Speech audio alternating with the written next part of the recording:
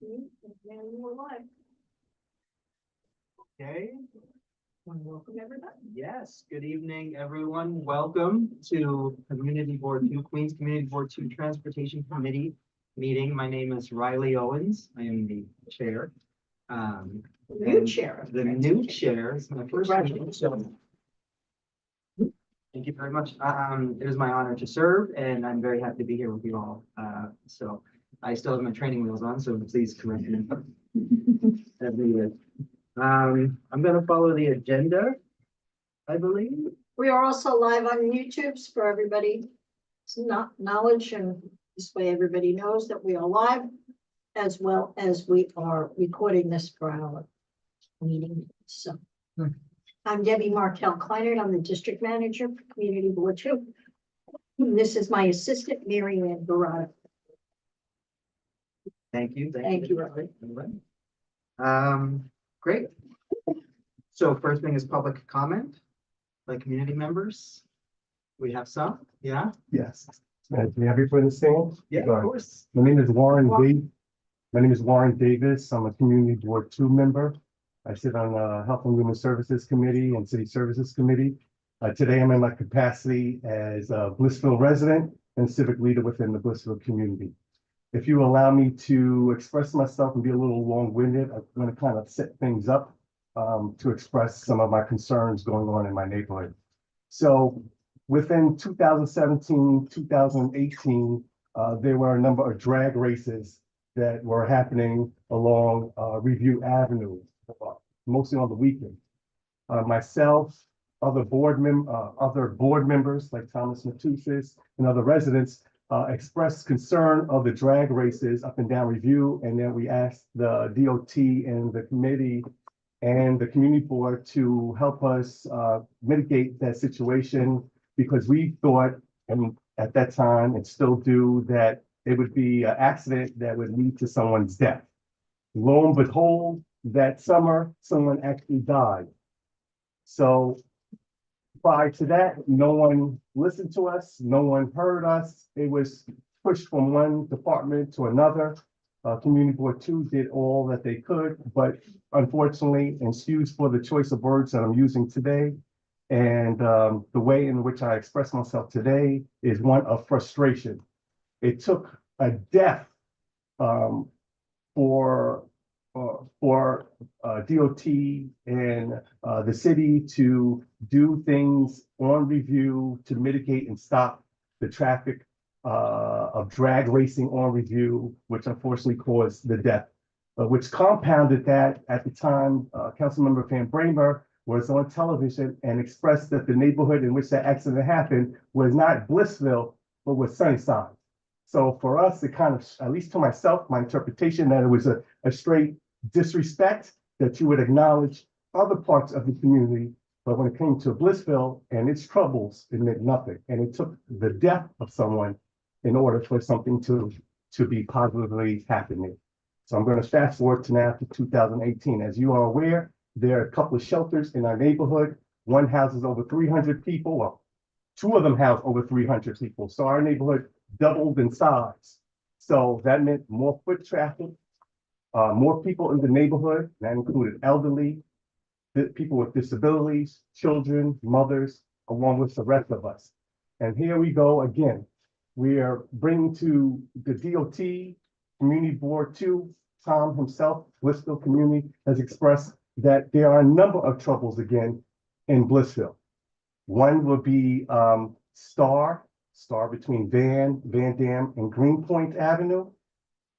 It's like me playing that video game when I was a kid called Frogger, that you had to kind of quickly get across the street before you get hit by a car. Thankfully for myself, I'm in semi-good health. I can get around, but I can't say that for the rest of the people in my community, which includes children, elderly, and even more so, people in wheelchairs and walkers. To me, this is not fair. It's going to take another death or several deaths for DOT and the city to understand that this situation is very perilous. The neighborhood has increased not just with the amount of residents, but the amount of foot traffic. Now we're kind of a travel byway for bikers now. You got Silver Cup Studios, you got Brooklyn Stages, There's a lot of other entertainment industries there who do a lot of work, and a lot of people do a lot of biking. Myself, I do a lot of walking, and then you have children who still come and get picked up by buses in schools. So for myself, there needs to be a greater study and some effort made to at least mitigate that issue, to allow people like myself, my children who have disabilities themselves, and other elderly and children to be able to cross from Van Dam to Greenpoint. Greenpoint and Star is also where many people catch the 24 bus. So here you are, have people who have to go back and forth through Brooklyn into Queens and use that space. But again, it's like playing Frogger and a dangerous game with your life and my life. And that's not right and needs to be addressed. The other big issue, which I'm really concerned about, just not that, is along Review. So at the foot of the bridge, Greenpoint Avenue Bridge, you're taking your life in your hand if you're a pedestrian. Here I am, I'm repeating myself with the increase in the population, the elderly, the seniors, the people who can't get around, and the children. Many people walk around, and as you know, many people come from Long Island City, Sunnyside, and they walk and bike through there as well. And there needs to be a comprehensive study, not a talking to me, not telling me soothing words, but a serious study of how to deal with the traffic flow that accommodates both the pedestrians, the bicyclists, the commercial traffic, and the citizens' traffic pattern. When I go to the other side of the bridge, it's almost like night and day. So again, it's almost like a tale of two cities. When I go literally across the bridge in Greenpoint, things are in order. The traffic pattern meets the needs that I'm expressing today. There's both accommodates the flow of traffic and pedestrian traffic. The Well, streets. To interrupt you, it's longer than 2 minutes. Can you just Yeah, sum it up? I am. So a study on. We didn't put a timer on you for that. I'm reason. sorry. I'm taking full advantage of it.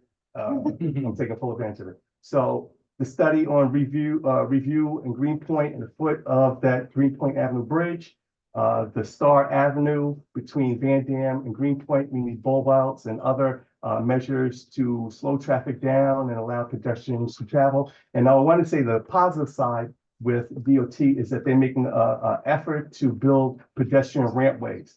But I travel and walk through my neighborhood constantly, and there are other areas within it that we need pedestrian ramps. So hopefully I can feed you that information, and then you can review where those additional pedestrian walkways can be placed, and I'll be able to supply that upon request. Thank you very much. Thank you. I'm sorry for being a long way, but I appreciate it. Thank you. And Chair Owens, if I may, I'd just like to, Warren, please sign Warren, in this sheet, please. I just want you to know, Warren, that we've made a request to the chair prior to the meeting to add 3 things to the agenda tonight. One being, one of New York City DOT's own programs, New York City DOT pedestrian ramp program, which if you look at the website, Ellisville is empty but updates. This is under the jurisdiction of the Federal Department of Justice. We expect a response from DOT, and if not, we know where to go next. There are several. Well, when we get to new business, I'll reserve my time for that. The second New York City DOT program, and you're right, Warren, we've asked for traffic calming measures at Greenpoint and Star going back 3 years and have been denied each and every time. We look for action taken at this intersection with under another New York City DOT program, the Safe Routes to Transit program. This intersection is the home to 2 bus stops. Yet they have no ramps, no pedestrian ramps. The corners are caving into the ground.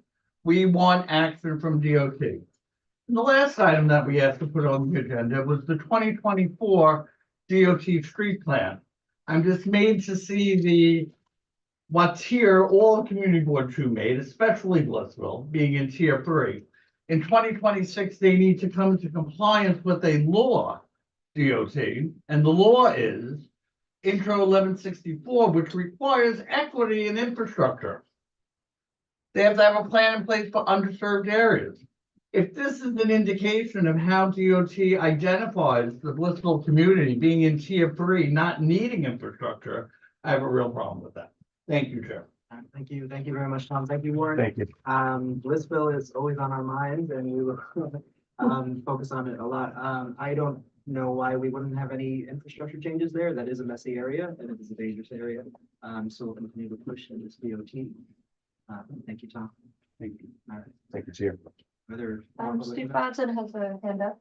All right, Stephen Bodson. Thank you very much for taking the comment. My name is Steve Bodson. I actually live over in Jackson Heights. I apologize I couldn't be there in person, actually still working, but taking a moment to participate because I understand that the Department of Transportation may be presenting something about the Queensboro Bridge pedestrian path. Maybe tonight. I've been working with Transportation Alternatives and with a lot of other people in the community for about 5 years to try to get a dedicated pedestrian path on the Queensboro Bridge. We've been pushing to have this, what's called the South Outer Roadway, converted for pedestrian use, and to leave the North Roadway that's currently pedestrian, bicycle, moped, and anybody else who feels like going there, all sharing it, leave that for bicyclists and I guess micromobility as well. It's really an unfortunate situation right now because it's been over 5 years since we started pushing for this. It was needed 5 years ago. It is much more needed now. We have 50% more people using the bridge now. Basically, lots and lots of heavier and heavier vehicles. It's become almost impossible to walk over the bridge. Very few people do it at this point. As soon as that walkway opens, it's going to be very popular. It's going to be a popular path. But we've missed so many opportunities. 25,000 people have moved into Dutch Kills since we've been pushing for this. And those people, you know, those homes could have been occupied by people who would have been using them with pedestrians, you know, walking and biking over the bridge. In 2020, there was the pandemic, obviously, with, you know, the very quiet times on the streets. Would have been a great opportunity to do it. The city, for whatever reason, has just insisted on pushing this back. When they say that they're going to, I've heard a rumor of August this year. I hear October. I hear next year. I have no faith in the dates that they're giving now. And I'm worried about this because now we have a date for congestion pricing, which could start on June 15th if all goes according to plan. And this is a really— Sorry, time is up. I appreciate the comment. DOT is here to show us their presentation on. I really hope that they can get it going before June 15th. I appreciate your patience. Thank you very much. Thank you very much. All right. Is there any more public comment here? Yeah. Yes. Real quick. So good evening, my name is Corey Hannigan. I'm the Active Transportation Program Manager at Tri-State Transportation Campaign. I'm also a resident of Woodside. I'd like to comment on a couple of issues. First, I strongly request the immediate expulsion of illegally parked vehicles in Queensbridge Baby Park before they do more damage to the trees and plantings there. I'd also like to note that I personally witnessed police vehicles driving on the Greenway directly towards me on my bicycle. I'd like to ask why this behavior is allowed. I continue to see countless police vehicles parked on the sidewalk in front of the precinct at Vernon Jackson 7 train entrance. That's an intersection that sees heavy pedestrian traffic walking to and from the waterfront, and the illegal parking by our own law enforcement obstructs the majority of the sidewalk. These are city vehicles. They should park on the street where they belong, not obstructing pedestrian accessibility and safety infrastructure. Next, I want to voice support for calls to restore Queens service to the G train alongside the upcoming shutdown in Brooklyn for CBTC work. This will require additional crews and infrastructure upgrades on the Queens Boulevard line, of course. But with congestion pricing going into effect soon, it's essential that we think proactively and creatively about how to avoid a net reduction in transit accessibility. And that also includes rapidly deploying a bus lane on Queens Boulevard and Sunnyside to speed up buses when the 7 train is shut down. And finally, I'm thrilled to hear that the Queensboro Bridge South Outer Roadway may open and improve bike safety on the bridge finally, as delayed as it is. But alongside that, again, with congestion pricing coming, we need more protected bike infrastructure to and from that bridge, like in Woodside, where there are no bike lanes, South Sunnyside, Blissville, and approaches to Northern Boulevard. I'd like to add, Your time is. sure. I'd like to add that there's no lighting on 48th Street as it approaches Northern Boulevard. Just call attention to that. Thanks very much. Thank you. 48th Street. All right, thank you very much.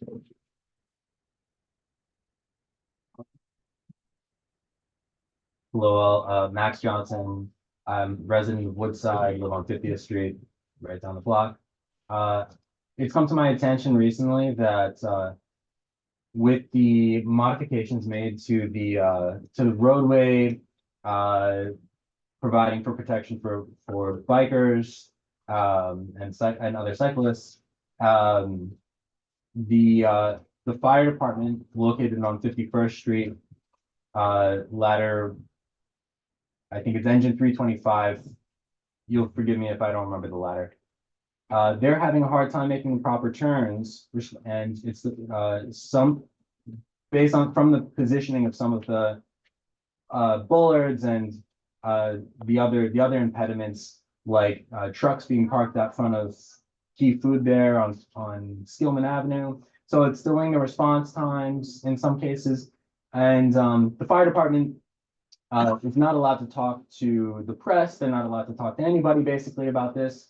And this is basically an anonymous comment that I'm receiving and providing. So the city's not talking to itself. There should be some kind of follow-up or some kind of survey done on this issue.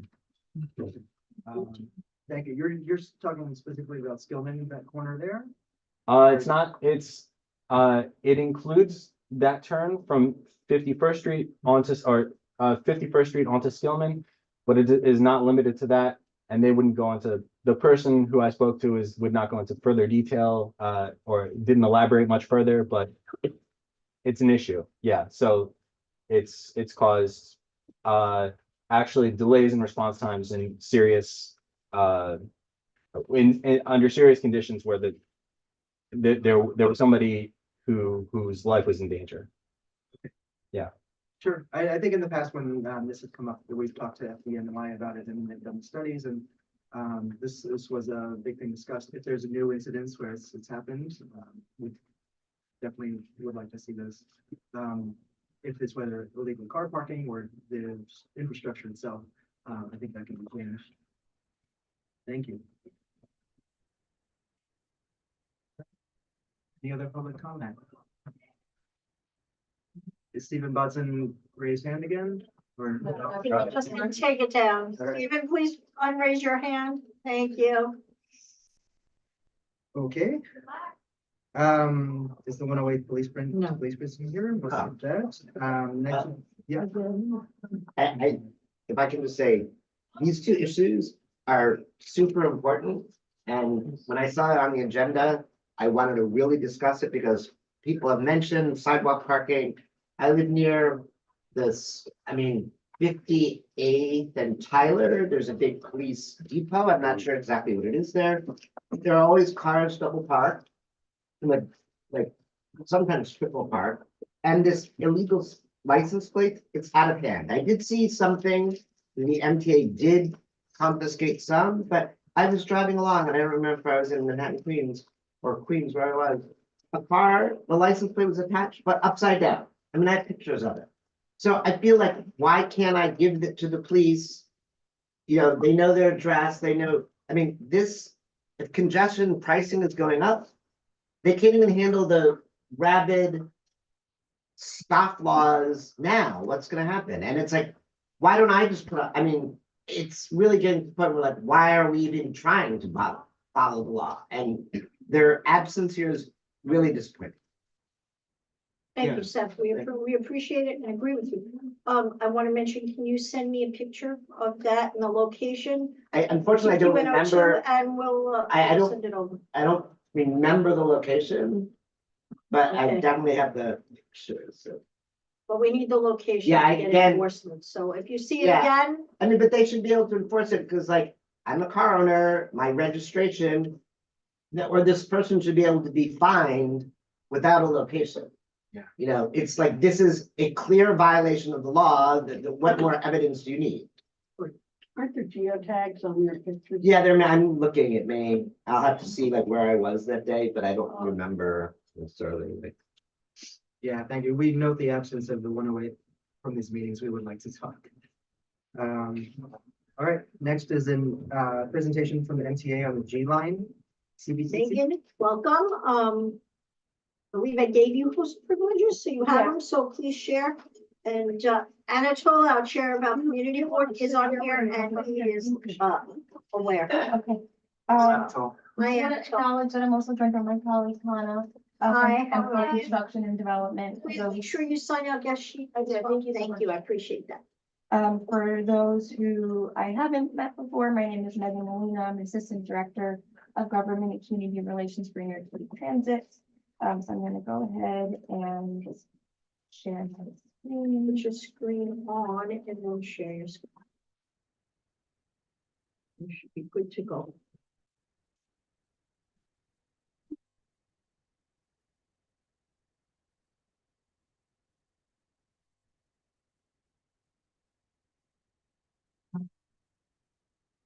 All right, great. So, we're here to talk about the, G-Line CBTC project. So that's Communications-Based Train Control. So we have a presentation that we'll run through and then we'll be ready to take questions at the end. I'm actually gonna hand it over to Connor. Hi, everyone. Hi. Thanks so much for having me. I've never been here before, but I know you're in good hands with Megan. So yeah, we'll be discussing this really exciting modernization, signal modernization program. Can you just speak a little louder because we are recording it? We have people in the room, Oh, and sure, people sure. online, so Sorry. just make sure that everybody can hear you. So this is a really exciting signal modernization program. We're going to be expanding or upgrading the entire signal line along the G, which runs from Port Square in Queens to Church Avenue in Brooklyn. These signals were installed in the 1930s, and if you've run the G, I know you don't doubt me that they're definitely aging, their age is showing. So we're going to be replacing them with modern, state-of-the-art train control. We'll talk through how we're going to be doing that and why it's such an important project. But essentially, the end result will be safer, smoother, more reliable, and quicker D-Ride. And this is a design build project, which is I'll explain more about later and what that is and why that's important. That was awarded in December 2022, and real construction started in 2023 last year. Yay, okay, great. So this is an animation that shows our old legacy system. Okay. Wait, I think you would go. You want me to do it. Dude, yeah, it's fine. We are very excited about this animation. It's really cool. But basically, our legacy signal system is like a really just incredible invention of the 20th century. But it's been 100 years, and there are a lot of disadvantages of it when you compare it to a modern signal system. It exclusively runs on mechanical and pneumatic impulses, which means that the trains have to be kept very far away from each other, and we have to run trains more conservatively. And that, you know, of course, results in slower headways and just fewer trains when you compare them to CBTC lines. So, yeah. Oh, That's the old one. it's Sorry. backwards. That's the old apologies. one. Sorry about that. So you can see that they occupy different blocks, and that's how we can see where they are. It's a lot less precise than that other animation you saw. Sorry, those switched around, where you can see that they're talking with one another. So CBTC will allow them to communicate directly with one another and with our central control center.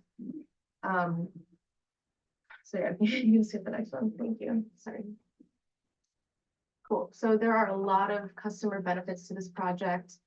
We have 2 lines in the system that already have CBTC, the 7 and the L. We measure some of like inside baseball data is we use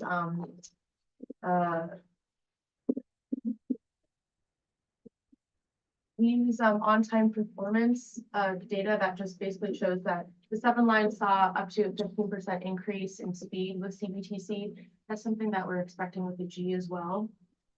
This also allows us to increase service. We're not able to be buying more G train cars, but this does allow more trains per hour. So you don't have to do that G train sprint that everyone loves or everyone hates, but talks about a lot and we understand. And also these updated signals mean more predictable countdown clocks for riders too. Next slide. Okay. So like I said, this was installed in the 1930s. That's when the G train went into service. This is a really good example of a state of good repair project, and more than 80% of Our capital plan is dedicated to these kind of projects that just keep our system running. It's one of our worst performing lines now. I was trying to reference the on-time performance numbers up there in the last slide, just skipped ahead.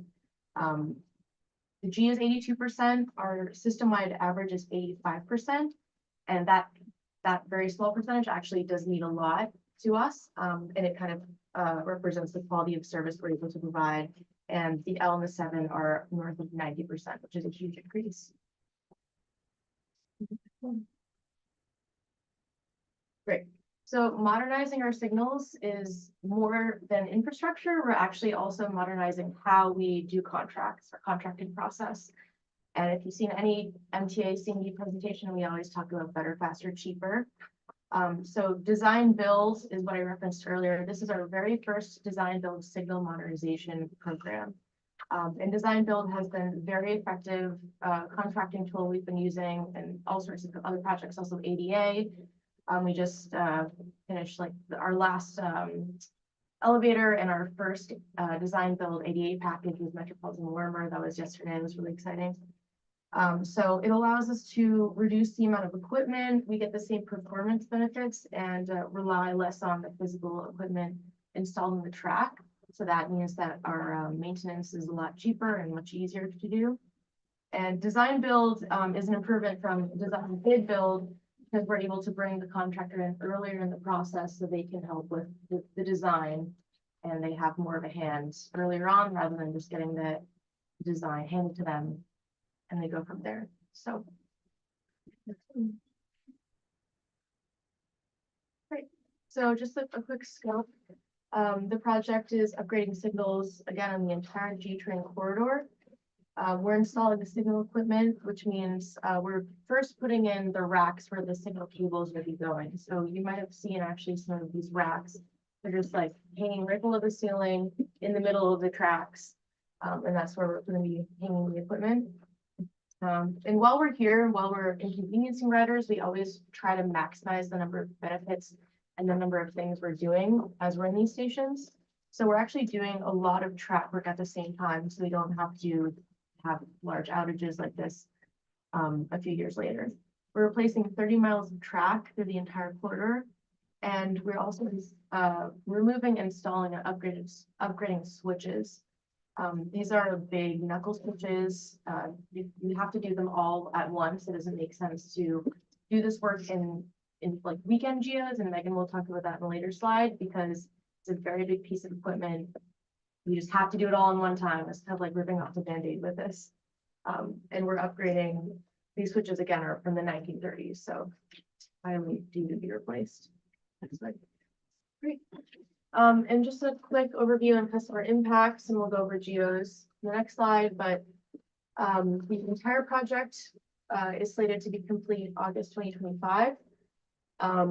We also just want to make a note that we have our overnight shutdowns, which I think are almost done with, and then we have our 24/7 shutdowns in segments. And the overnight shutdowns are basically laying the groundwork for our 24/7 shutdowns.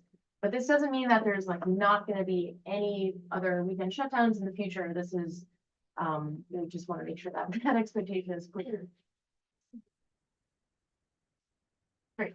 So, and also why a long-term outage? This is a good question. We have this a lot, if that makes sense.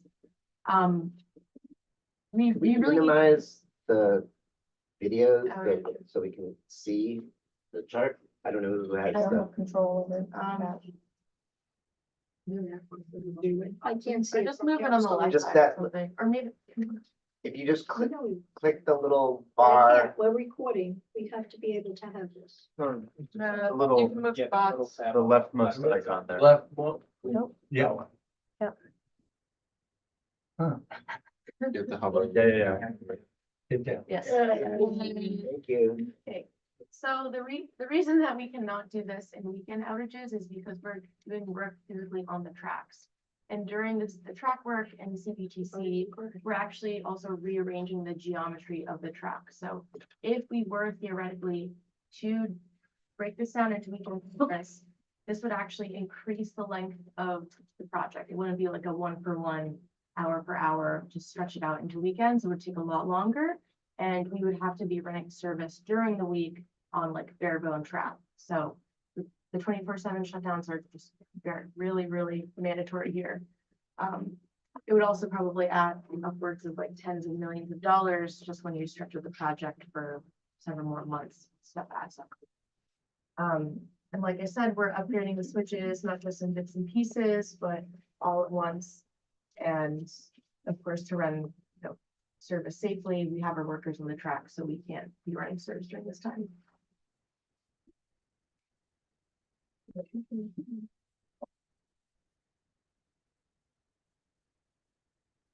Oh, okay. Can you send us the presentation as well? So we can share with Yeah. everybody? Yeah, like I said, we would have to shut this down for 40+ weekends over the course of several years, so this 24/7 outage is really preferable, and we'll go into detail about the shuttle bus that we'll be providing, which we had run, I think, after Sandy, when we did reconstruction on the Greenpoint 2. We actually had Greenpoint residents tell us that they preferred the shuttle because it came like 1 to 3 minutes during the weekday rush, which is of course much faster than the G train. So I think you can hit the next slide and we'll go into the notes. Yeah, so shuttles every 1 to 4 minutes during the weekdays. We also decided to stage this during the summer because ridership is lower, school is out, and also traffic on the streets just tends to be lower in the summer as well.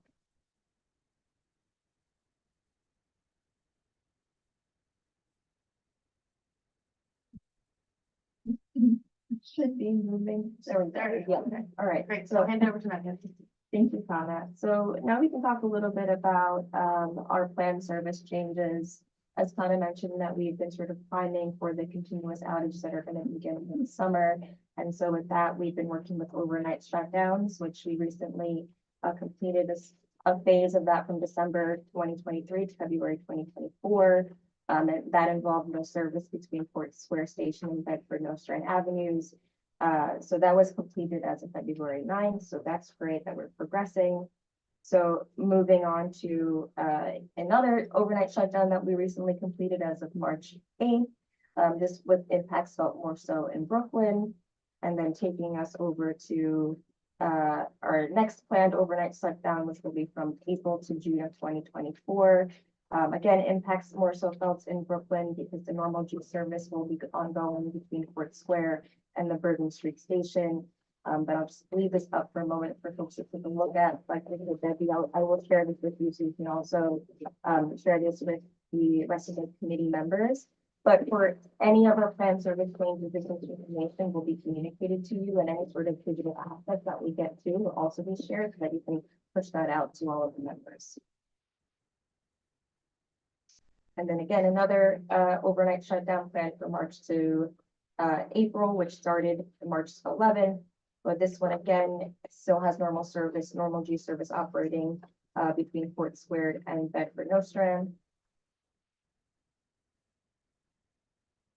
And so this is when we really get into the conversation about 24/7 continuous shutdowns, which is what we've been getting the most questions about, right? The question of why it needs to be 24/7 versus extended weekend outages.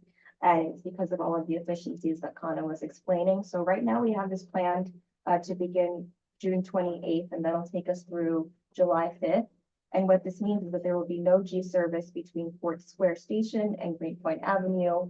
And what we're going to be doing is replacing G train service with fare-free shuttle buses. This is a plan that we implement routinely across the system when it comes to taking trains out of service for these big complex projects. So it's something that we're used to doing. We've done it in the area previously, as Kana mentioned. So we're used to implementing service at the frequency needed in order to compensate for the fact that we're taking out their G train service. And then the next one that we have, because this is occurring in phases, will be July 5th until August 12th.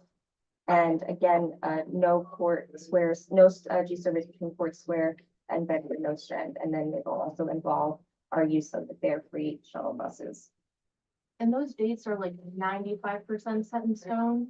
once we finish the overnight stuff, then we'll be able to come back and confirm if those are absolutely the dates. Exactly. And this is the final phase of what would be the 24/7 continuous shutdowns. Now would begin on August 12th, lasting through September 2nd. The impacts will be more so in Brooklyn. We'll have normal G service between Court Square and Bedford Nostrand. So this is what we're working with in terms of approximates for the shuttle bus schedule for the June to September phase, the first phase. And so you can see what our headways we expect them to look like for our buses running every 1 to 4 minutes, morning, afternoon, and evening, and then running 5 to 10 minutes during late evening and overnight. And then we have what we anticipate to be our weekend schedule. So Saturday and Sunday, buses running every 3 to 5 minutes, morning, afternoon, and evening, and then every 5 to 10 minutes during late evening and overnight. A little bit of a distinction there for Sunday, where we have buses running every 3 to 5 minutes after 9:30 a.m., afternoon and evening, and then every 6 to 10 minutes during the early morning, late evening, and overnight hours. And as Tana mentioned, there will be additional shutdowns that we'll need. It won't be the continuous that we're talking about right now, but we are anticipating needing additional shutdowns later on in the project. But when that is better understood for us, we'll be able to communicate that to you as well. So there will be additional weekend shutdowns and we'll be able to communicate once we have a better picture of what that looks like. And then just some info for our community outreach. Of course, we're here tonight to brief the committee on the work that has been ongoing and what we expect for the summer. On the right, you see a one-pager that we've been able to share with our stakeholders. There's also a project email and a hotline. We have a newsletter that people can sign up for, and then contact information for myself and other members of the team, my Brooklyn counterparts. And so, yeah, we're nearing the tail end here. So this just really summarizes why this work is needed. We really need to replace this legacy system and be able to deliver more frequent and reliable service for our customers. And we're really looking forward to what the benefits are going to be once this project is wrapped up. So we're there. Thank you very much. Thanks for the presentation. We have some questions from our committee only at this point. Laura. Well, thank you. So first question, are you looking at dedicated bus lanes for the shuttle buses? Well, our DOT counterparts, I think that we're in discussion, but I don't think any decisions have been made, but. I'm sorry, I'm having trouble here. Oh, I'm just saying, I'll turn that over to DOT. I think that we have been in discussion about that, but no decisions have been made, but. I can take that. Let's Yeah, see if there's- we don't have any plans. I mean, if there's a lot of requests coming from the community, it would be great if we could see that registered. I do see it as an opportunity to make something happen, but with the quick timeline that's happening with that, I mean, I think it's safe to say nothing's gonna happen from DOT coming this year because our particular project, but I think it would be helpful if the community wanted to see something like that to share. But at the moment, I can't speak to any plans that DOT has on it. And to that end, in terms of making sure that our shuttle bus operation is working efficiently, for something like this, we do utilize what we call traffic checkers from New York City Transit, but they're usually out there at the beginning of the operation when we're first implementing. And it's to make sure that customers have an awareness of the changes that have been made and be able to know where they're supposed to catch their shuttle bus. We have also a very robust wayfinding system that comes from our customer experience folks. So they'll be able to put signage out on the street level to make sure that folks know where to go to catch their buses. And of course, open lines with DOT in case anything should change that they might be able to support us on. Okay, and second question, since this is a massive project with massive disruptions, are you looking at extending the G train deeper into Queens, ideally as far as Forest Hills? Yeah, we've gotten that question from our elected officials as well. And at this time, there are no plans to do that. I know that service was phased out entirely back in 2010. In order to do that, we would have to cut service elsewhere. And right now, we find that the other options available for connections between Queens and Manhattan are better met by the M and the R. But of course, with anything, we're always monitoring and can adjust, but it would come at the expense of other service. So for right now, the answer is that there are no plans to make that extension.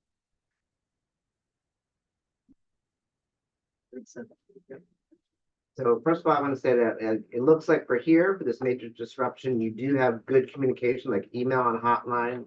That's great. That may be something new. So I mean, I'm not directly affected by this disruption, but as a community member, that's important. Secondly, you talked about deadlines that you met. Frankly, as a resident of Woodside, I don't believe that. And this is going to be sort of my new business thing, because here in Woodside and Queens, we're dealing with weekend shutdowns of the 7 and the N and the R, which is for a very important project. It's for disability access. I get it. You have to shut down. That's important. I disagree with some of the timing of some of the shutdowns, like St. Patrick's Day weekend, but whatever, that's in the past. But also on 61st Street, Woodside, all that construction is going on. The signs there set until January 2024. It is now March 2024. There's not a single sign saying when the construction will be finished. Absolutely no communication, nothing. And we are forced to stand on platforms which are very narrow. And frankly, I'm scared to stand there. And there is literally not one sign with a construction company or what. So I don't believe a deadline because you haven't communicated. Now, I don't know, I missed a meeting last month. Maybe some communication was made last month, but if it was, there is not a single sign. So frankly, that needs to be fixed, which is probably a different department, but I frankly have no basis to believe these deadlines because it is now March and another project isn't even communicated with. Understood. And I don't want to take up too much time on that, but I know that we're focused on this, but if I could just briefly address.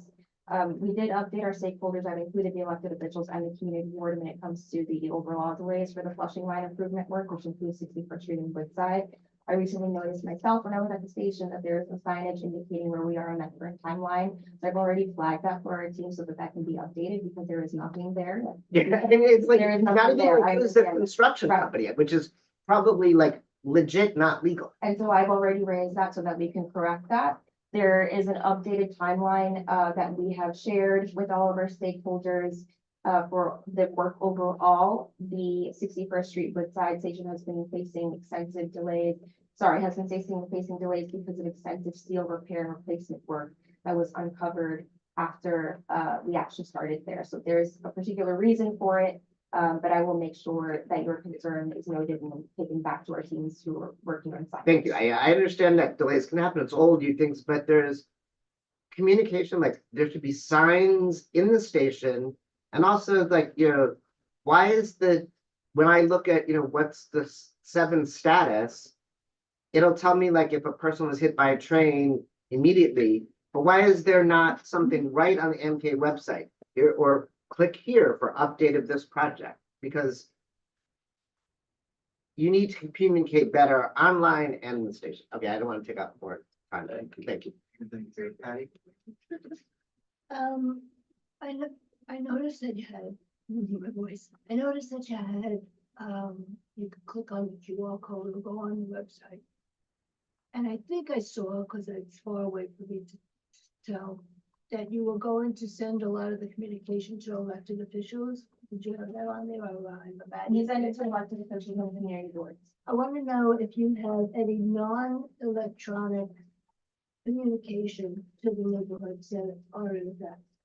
Because there are people in those neighborhoods that you go through on the G line who are older, who may work at jobs that are especially at night, who are not electronically savvy, and need to have posters given to religious organizations. A lot of people there go to their religious houses of worship, maybe through public school, give out to the kids to take home, maybe to senior centers, but there has to be hand-to-hand regular communication that is not electronic.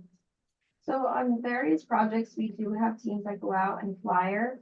I don't know if that's been integrated into this. A lot of times we do that when there are a lot of street level impacts and we have staging that might, impact businesses or homeowners, anything of that nature. But we can certainly find out whether that's something that we can incorporate to your point about I'm reaching a afraid larger if you audience. leave it to the elected officials, you Understood. know what I'm gonna say. Understood. Yeah. I'll take it back. Thank you. Any other questions? Churches is good. Yeah. Email us the senior center so we can print it. We'll make an effort. Yeah, we have massive. Well, a lot of signs already plastered up on the stations. Well, that'll happen and we'll make sure that we monitor them so that if Yes, there's changes to updated. like, again, to your point. You're not gonna go online to see any updates. Absolutely, I understand that. Thank you. Yeah, I'll reiterate that, the MTA is the lifeblood of New York. I use the subway to get to work every day. I work in a restaurant, so I have odd hours. I don't work weekdays, 9 to 5.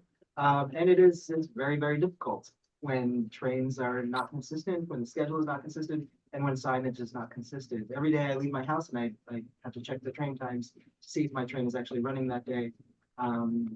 So communication is extremely important, and being smart about the communication, keeping up with communication, putting communication where it's accessible rather than up a stairway, and then people find out, oh, that's not, Right. that's not right.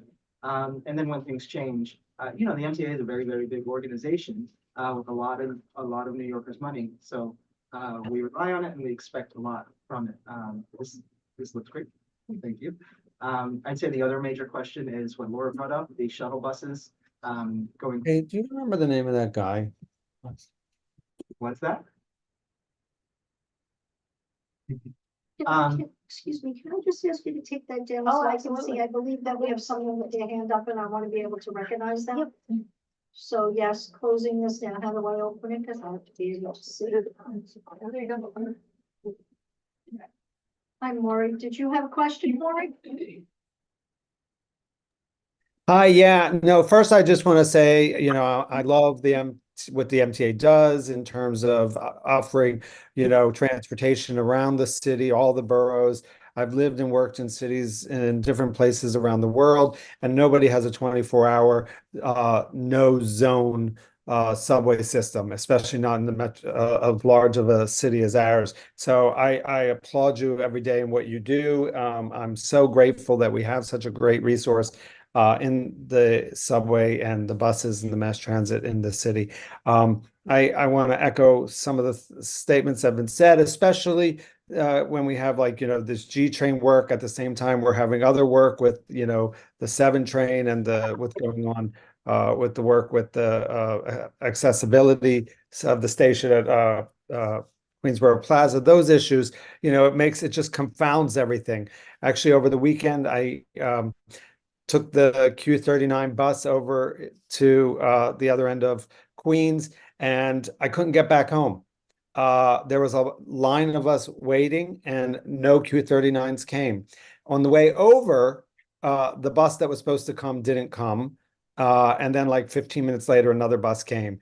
I used the new MTA app, which is wonderful. Kudos to you all. It's better than anything you guys have put out before. That app is fantastic. It's top level app on the level of a startup putting out, a great technology company. But the only problem was it was telling us, as was Google Maps and everything like that, all the other apps we use were all saying that there were Q39s coming. That bus never came. Finally, a bus came about a half hour later, and it was not in service. There were no posters, there were no signs, there were no issues, there was no alerts issued on the map. We were trying to figure out, is this some kind of weird weekend thing? Is there they never came. The Q39s did not come. And thank you, Maury. Yeah. I think these are the major comments we're hearing is communication about what's going on, how long it's going on, when it's going on, and then the shuttle buses. As I was saying in our last presentation about the Queens bus redesign, it was said that trains will always be buses. Buses will never be as fast as trains. So everybody on this line is going to be affected by the new speed of their commute. So anything that we can do, whether partnership with DOT about clearing the streets, would be helpful, especially because I think we all expect this to take longer than we. Yeah, and just quickly, to that end about the Q39, I'm sorry that was the experience number one. I'm glad to hear that the MTA app is working wonderfully. I know we worked very hard on that, but I always encourage everyone to really notify if you can in real time or after the fact if you're able to the community board, whatever your experiences was with whether it's train service or bus service with that specific detail, like Maureen just mentioned, because I can actually look into that with my colleagues who run service and be able to hopefully provide an explanation as to why that was. So the more detailed, the better, but I'm always happy to take a look at the back end and see why that happened with the Q39 or anything else for that matter. Thanks so much. Yeah, a few of us, even waiting at the bus stop, all decided that we had to find alternative transportation. So thank you. Thank you. Okay. All right, if there's no more questions from anybody, I think that'll wrap it up. We do have another presentation and I don't want to make it too long tonight. Thank you all for your time. We appreciate it. Yeah, Thank thank you you. so much. Thank you. Megan, and don't Yeah. forget to send the resolution back like sheriff's. All right, next up is the DOT presentation on Queensboro Bridge construction. Well, while they're doing that, I guess I'll get started. Hi everyone, I'm Joe Patty from the Queensborough Commissioner's Office at DOT. I'm joined here by Case Manager from our office, who's Deputy Commissioner of Police. And I'm also here with our public ground team, Dan Wagner and Chris Lisham. We're going to walk you through some of the changes we have planned for the Queens side of the Queensborough Bridge when we finally get the South Adder Roadway open. All right, excellent. Thank you.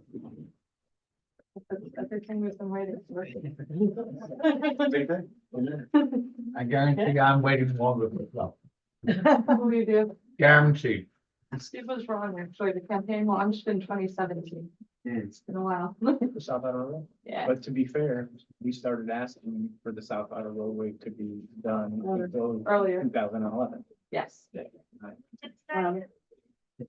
Yeah, so just wanted to remind folks, you know, the advocacy for the South Outer Roadway began pre-transportation alternatives and with this community, in this community, around 2010, 2011, 2011, we saw heinous crashes happening into 2012. At that time, Councilmember Van Bramer's office was advocating, and State Senator Gianaris. Here we are today, you know, with a fantastic team that's put together an amazing project, quite complicated, but we're at the goal line. I'll kick it to Carissa and Dan to get into details, because we assume that there will be some questions. All right. Good evening, everyone. I'm Carissa Lindstrom. As was mentioned, sorry, hold on, make sure this advances, maybe not.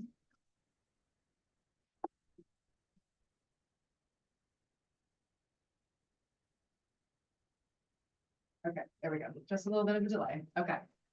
So I'm part of the Public Realm team, which is part of the Office of Livable Streets at New York City DOT. And I just wanted to mention that the proposed improvements that you see at the street level on the Queen side will reflect a lot of our team's kind of overall goals and visions, some of which include grading to near public spaces, as well as dynamic curbs, and thinking about kind of the holistic planning for an area. So we'll get into a little bit of the background. I know Jason already mentioned a little bit of this, but during the de Blasio administration, it was announced that DOT would close the South Outer Roadway to vehicles and open it to pedestrians. And around that time, New York City DOT was undergoing construction on the upper deck of the Queensboro Bridge, and that work has continued through today and has been one of the things we've been waiting on in order to open the South Outer Roadway to pedestrians. You want to move the thing blocking your text? Or, oh, I don't think I can move it. Yes.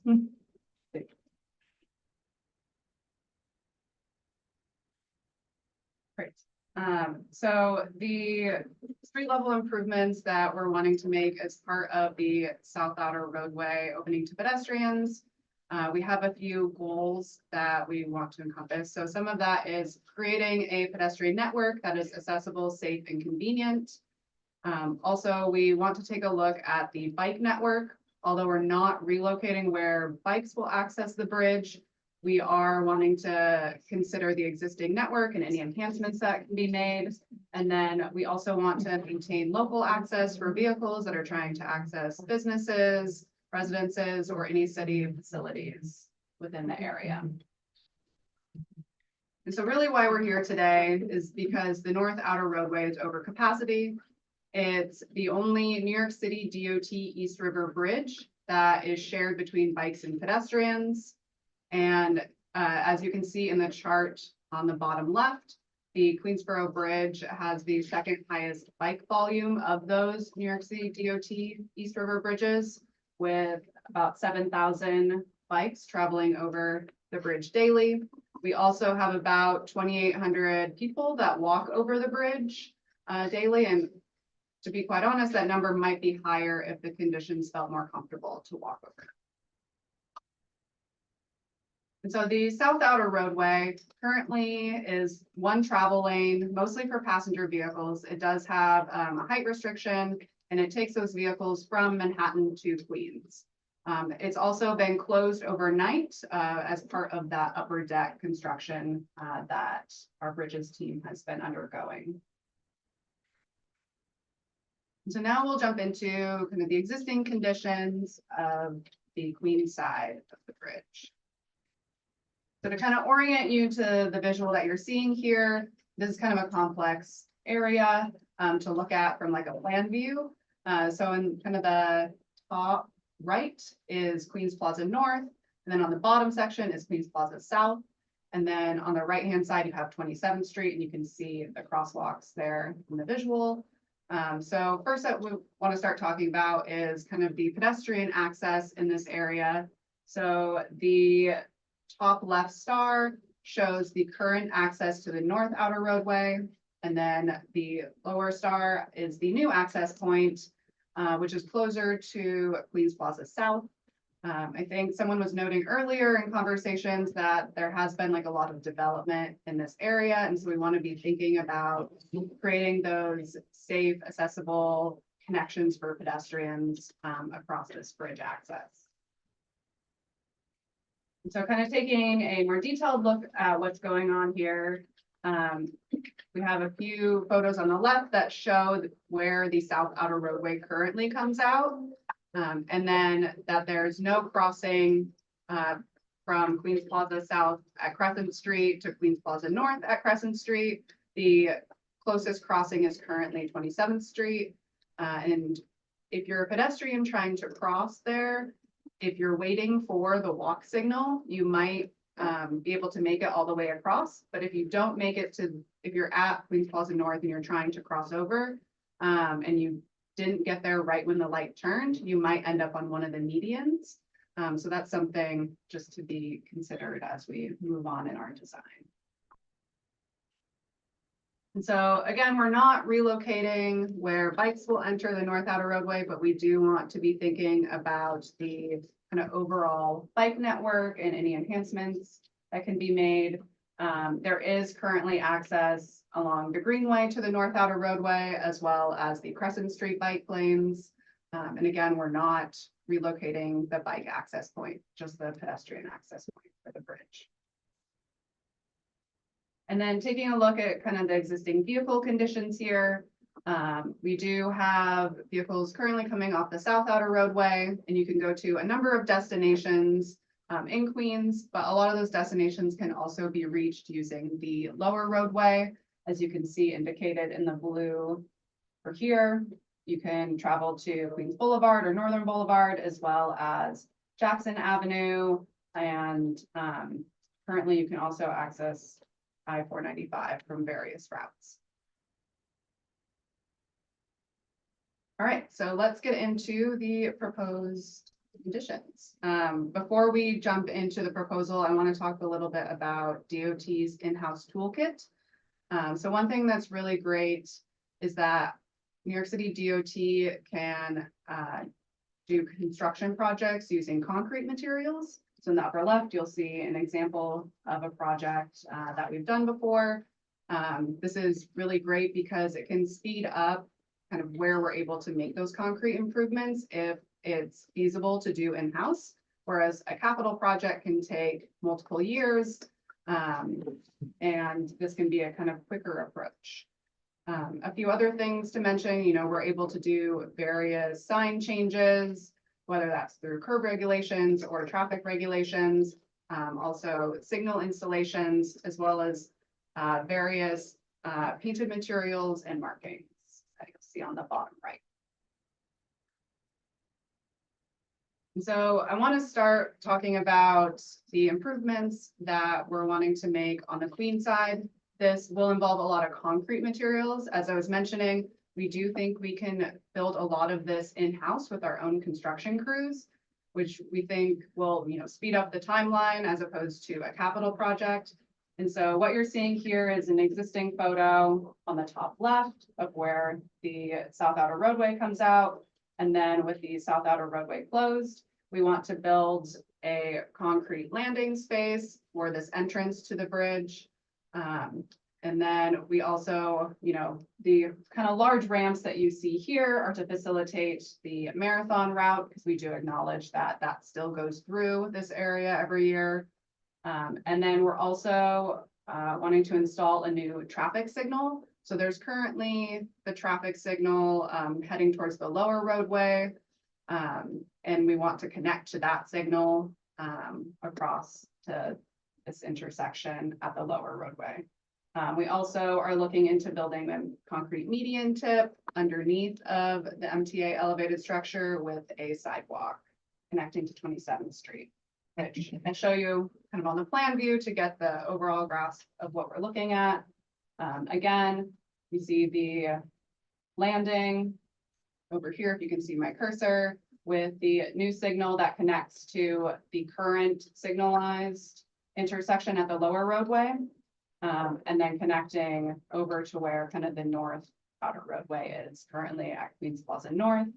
We've also been working with MTA as part of their elevator upgrades to coordinate the installation of a curb extension on Queens Plaza South corner. And then the changes for vehicles, we'll be closing the South Outer Roadway to vehicles, but there are a number of different ways that you can still travel to Queens. The lines here show the lower roadway and all the different kind of avenues from the existing conditions slide that we talked about earlier. You can also use the upper roadway to access Thompson Ave or 21st Street. And then kind of just pausing on this again to kind of take everything in. We recognize that this is kind of a complex area to visualize pedestrian improvements because, it is this entrance and exit point of the bridge for a lot of vehicles. And then it also has the MTA elevated structure. So again, this is what we're proposing. And then wanting to discuss kind of the timeline for this.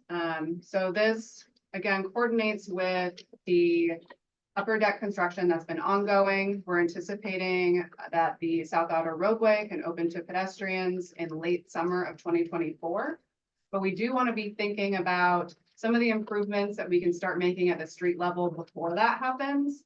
And then some of those improvements that kind of have to wait until the South Outer Roadway is closed to vehicles. And so that's what this is showing, is a lot of the concrete work may have to wait until after the South Outer Roadway is closed, but we do think there's a few elements that maybe we could do overnight that could help speed up the overall process. And then we do think that the South Outer Roadway can be open to pedestrians as DOT is working on making these improvements at the street level.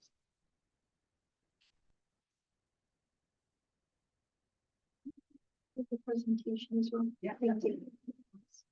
Appreciate that. Yeah, thank you very much.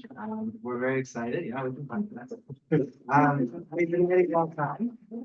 I'll open up for a few questions, Laura. Can you tell us if there are going to be major changes on the Manhattan side? We did just present to Manhattan CB6 last night. You can kind of see the Manhattan proposal in this slide.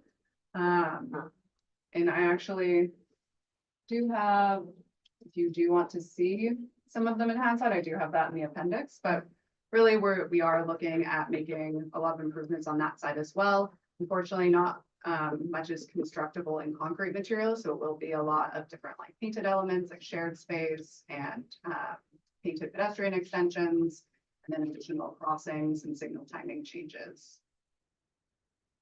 Okay, I mean, the main question really is like, is there anything you can do to expedite the timeline? At this point.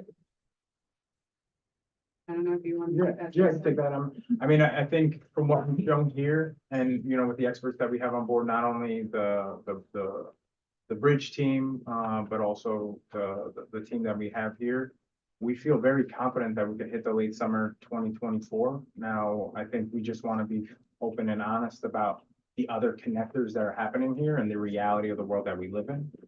We always set that expectation for every project that we come in on building.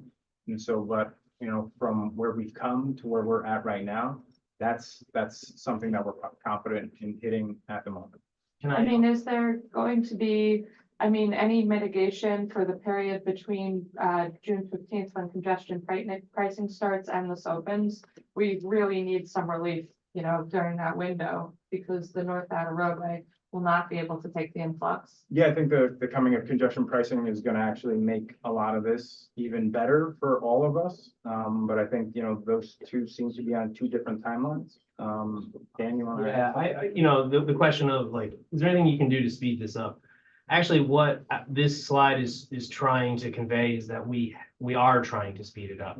Normally we would wait for the bridge construction project to be completed and then we would come in and start our work.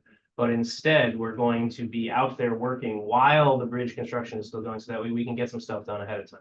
So we can open it up faster, so we can speed it up. So that is what this is trying to say. Tom? Thank you. First, thank you, Jason, for recognizing that this came up many, many months ago, and it wasn't first raised recently. Second is, I was present at a Community Board True Transportation Committee meeting, and I don't recall who presented, but it was blamed that the delay was caused by the selection of the fence that was to be posted on the southern roadway. Has that been resolved, and how come it was so important then?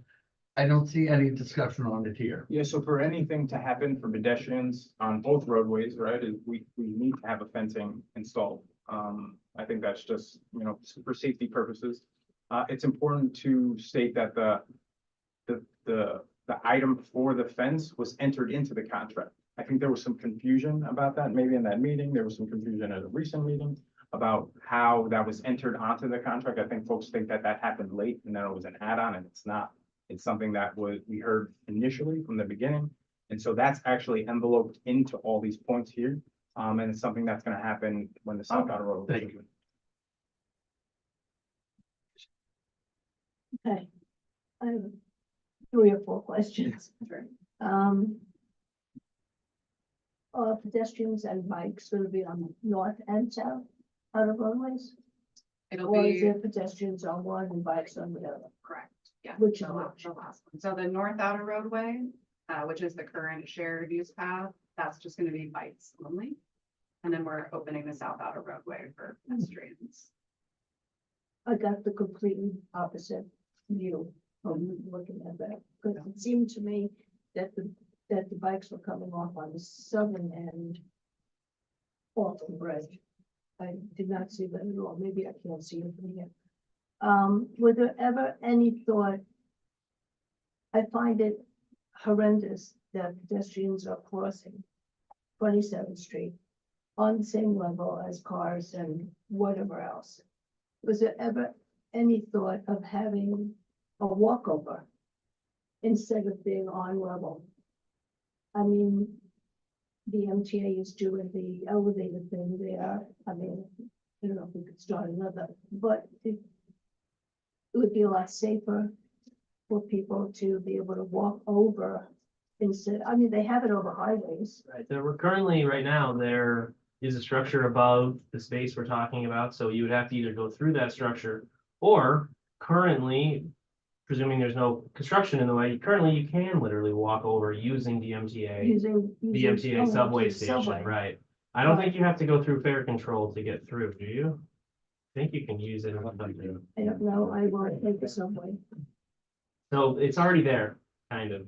And the new elevators will help you do that. Yeah. Right, that's gonna be coupled into. And this that's project at, as well. that's at Crescent Street, Yeah. so how far is that from 27? Up to 3 Well, blocks. it's, Two, three yeah. blocks? And Where's it's that? hard. No, it's on that block. It's on the block we're talking. Yeah. See that the other end, so the 27th Street is at the bottom, and then Crescent's on the top left. Also, I know when I'm driving from Manhattan into Queens, and you're coming off, it's like 3 different ways that you can come off as you're coming into Queens. I know that time that they had that horrendous accident with the cars going into the building over there. I don't know if there's some way of slowing down the traffic or whatever, but I feel it's still very dangerous. This is why I thought the bicyclists were going to be on that side of the bridge. It's dangerous. We can walk a bicycle than for pedestrians, but still. 3 different ways of coming off the bridge. Even as a driver, I have to make sure I know where I'm going, because you can make a right going down, you can make straight, you can make the left going over. And I don't know what can be done as far as, calming down that area. But there's that one section that's on the far left, that if you're coming over and you want to get to Northern Boulevard, there is zebra stripes preventing, supposedly, people who are in the right lane. How many times there could be an accident? I've seen it myself. I've almost gotten into one as I'm coming over and they're going straight.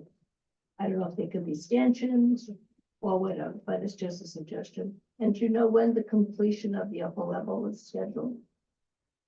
The construction. Yeah. On the upper deck, that work has to be completed, and then that's when the south outer roadway will open to pedestrians, and we're anticipating late summer.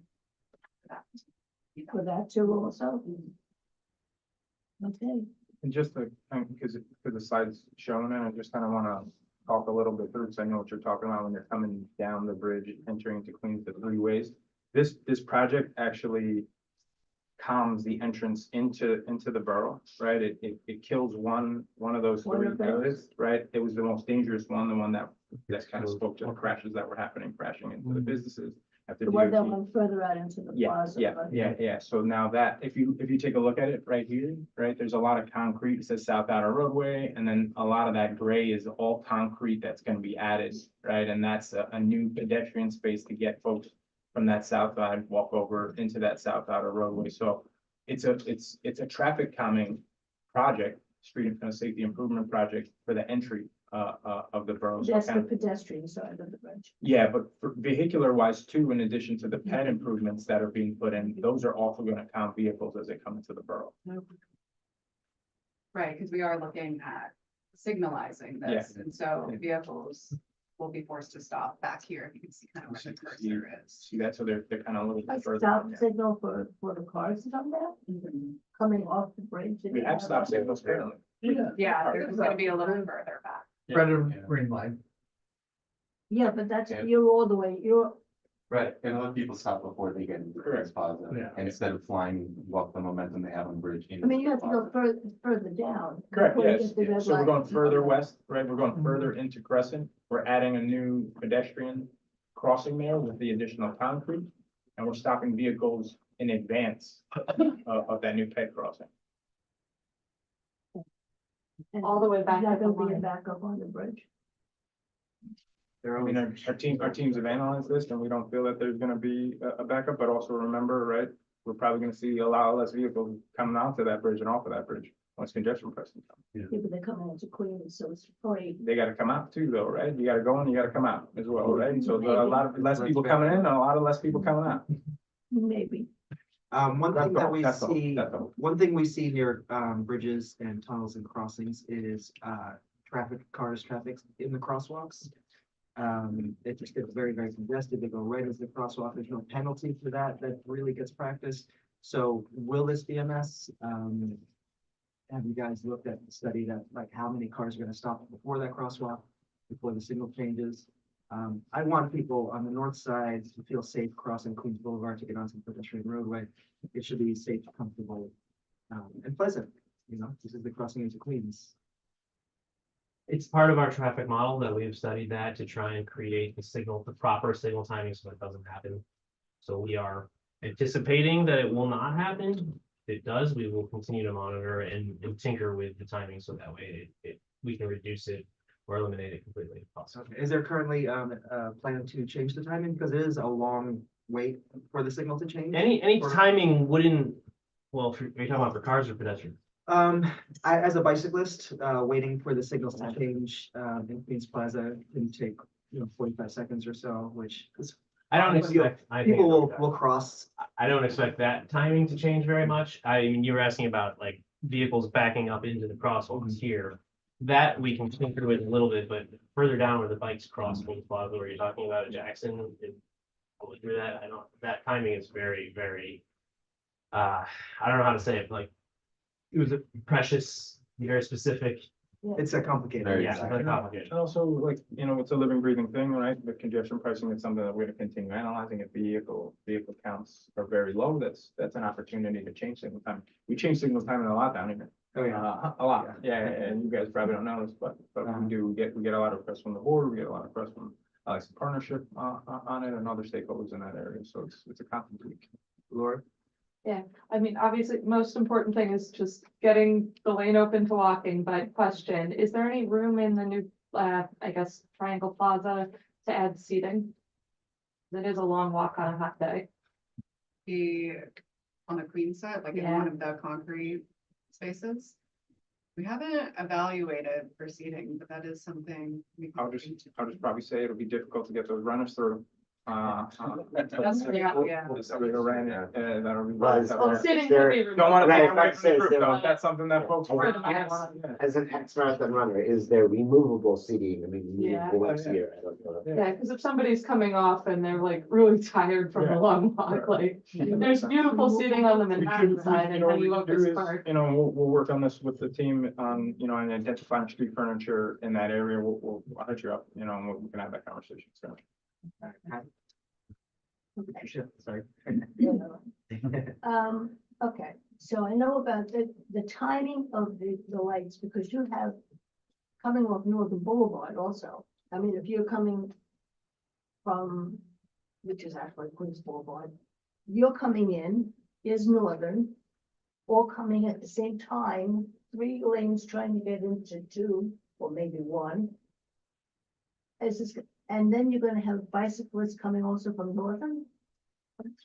They currently do, right? So there's, so that So Dutch Kill how do- Greenway brings cyclists over from Northern, the protected lane of Northern, right, over to Dutch Kills Greenway. That gets them over to the protected lane, on the bridge, right, which we're fixing on the North Outer Road.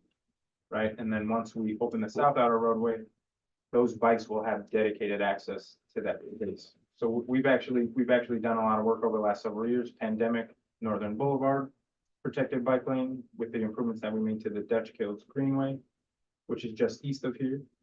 Right, so we've actually taken cyclists and created a dedicated lane that's adjacent to the vehicles. Yeah, if you take a drive from 39th Street, go west, you'll see that lane as it hits all And do the that larger area. bicyclists go over there? Do they- Oh, certainly do, they certainly do. They Because I certainly can't do. imagine them being with that. Cyclists never really have conflicts with cars except at the intersection. The entrance. At the intersections where some of those cars are allowed to go.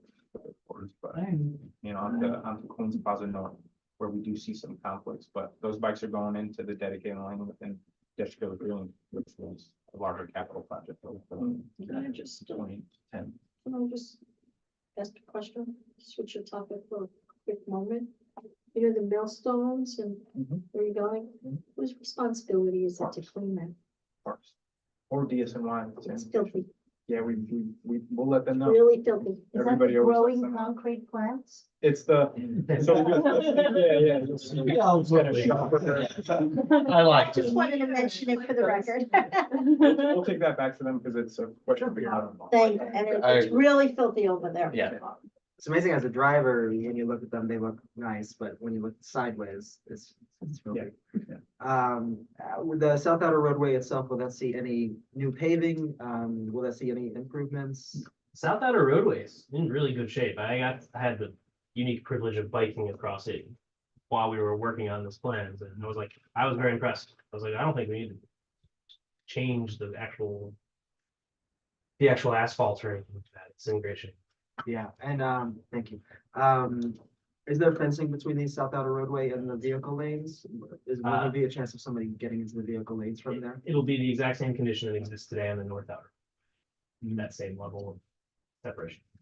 Is it the same fence on the outside of it as on the north side? I don't have the specs or the details of the You have the fence. image. Do you know? Did you see the image? The title. I don't know the exact specs, but it, to me, looks like a chain link fence, which I think is kind of like what the North Outer Roadway. I think one of the joys of New York is when you cross the bridge, what a beautiful view it is, how lovely it is, how long the walk is going to be, and how nice it is to look at the city. And having a chain link fence there is not the best. Again, no delays. We can always change that later. Take the fence out. Better fence. Glass fence. Any questions, Laura? Oh, just one And then more. Can we take this slide down just to make sure there's no one online that wants to ask a question? So, just want to bring it to your attention that, this board passed a resolution supporting dedicated bus lanes on the bridge itself, Queens Plaza, Queens Boulevard, and Northern Boulevard. And just want to make sure that pedestrian connectivity to, any future bus stops is, factored. Yeah, definitely, we can. Anyone have a question online? There's, Great, thank if you go to the chat, there's a two. We don't work with the truck. Okay. And I'll add one thing, I suppose we're in the same area, that intersection of What's Melrose? Queens Plaza, near the Queens Plaza, train station, where the bike lane and the sidewalk are the same thing. Queens Plaza, bridge, the Queens Plaza. Yeah, the Queens Plaza Bridge, yeah. There's currently a building Wanna being read that, constructed Shannon? there, which has That's not, really narrowed not a question. the bike lane and sidewalk lane. Thank you. People coming out of the subway walk right into bike traffic as it's designed. I imagine that construction project's gonna be going on for a long time. And when you cross, I'm getting all my streets. When you cross the crosswalk there on your bike, it's full of potholes, which is extremely dangerous for a busy. Where's the? What is that Street street? is there potholes. Oh, you did? Yeah, so, okay. Are you talking about Jackson Avenue? Yes. Yeah. Yeah, it is nasty. Yeah. It's. We did Van Dam, we did. Van Dam. Oh, okay, yeah. Yeah, that whole area needs cleaning up for pedestrians and cyclists. I don't know what could be done about the building being constructed that is limited to sidewalk. Well, there's, but- we can drop out, we'll check it out. That's something I do hear about quite often, and it's something we're actually looking at. It's just really challenging considering the elevated and sidewalk and subway entrance itself too, all in Yeah. one place, so. Maybe we could take a car lane from the Queens Plaza Bridge for bicycle traffic so that. Because the sidewalk on Queens Plaza Bridge is not very wide anyway. You can't walk two people abreast there and then they end up going in the bike lane anyway. Anyway, thank you so much for the South Outer Roadway. Thank you. We really look forward to it. If there's no other questions, we'll say thank you. Thank you. Thank you. So thanks, Stan and Carissa, for leading today's presentation. That's great. Thank you, and your patience with the technology and how we figured it all out together. So that was good. All right, Tom? You were right. So I might be provided the freedom to review the Blissville section because I want to add amendments to the items and I'd like to run through them quickly. Okay. Yeah. Thank So now we're you. gonna talk to DOT about items on our agenda for updates. Tom is going to talk about Blissville. Thank you Thank so you, much. Tom. So under Blissful, we have a number of items. We're going to begin with the first, which talks about a comprehensive review. I just want to make a statement that this dates back to when Greta was here. And Greta had promised us that when the review was complete in the Laurel Hill section of West Mansfield, a comprehensive review was coming to Blissville. This has never happened. Next, corner of 35th Star Van Dam. But last we met, Joe, you had indicated that this was the property owner's responsibility. I would like to argue to you that under two programs, the New York State Pedestrian Ramp Program and the Safe Routes to Transit Program, this is the responsibility of New York City DOT. Specifically, the ramp program having jurisdiction by the federal government. So we expect an answer soon. If not, we know where to go next. Reconsideration of, is that fair? Yeah, and I can speak to some of the now, like, I didn't know if you wanted to. Let me run through it all, then you could have your freedom. Reconsideration of no through truck traffic. We have several streets in Blissville that should not have truck traffic moving through it. They can go into it for local deliveries, but there is no signage indicating to prevent them from coming through it. We still ask for that. Greenpoint and Star, we ask for reconsideration of this corner, which has been denied several times, which is not in compliance with the pedestrian ramp program. There are no ramps on this corner. We ask for equal treatment that we've seen in Sunnyside, where bulb outs have been created, all done not by the property owner, but by New York City DOT.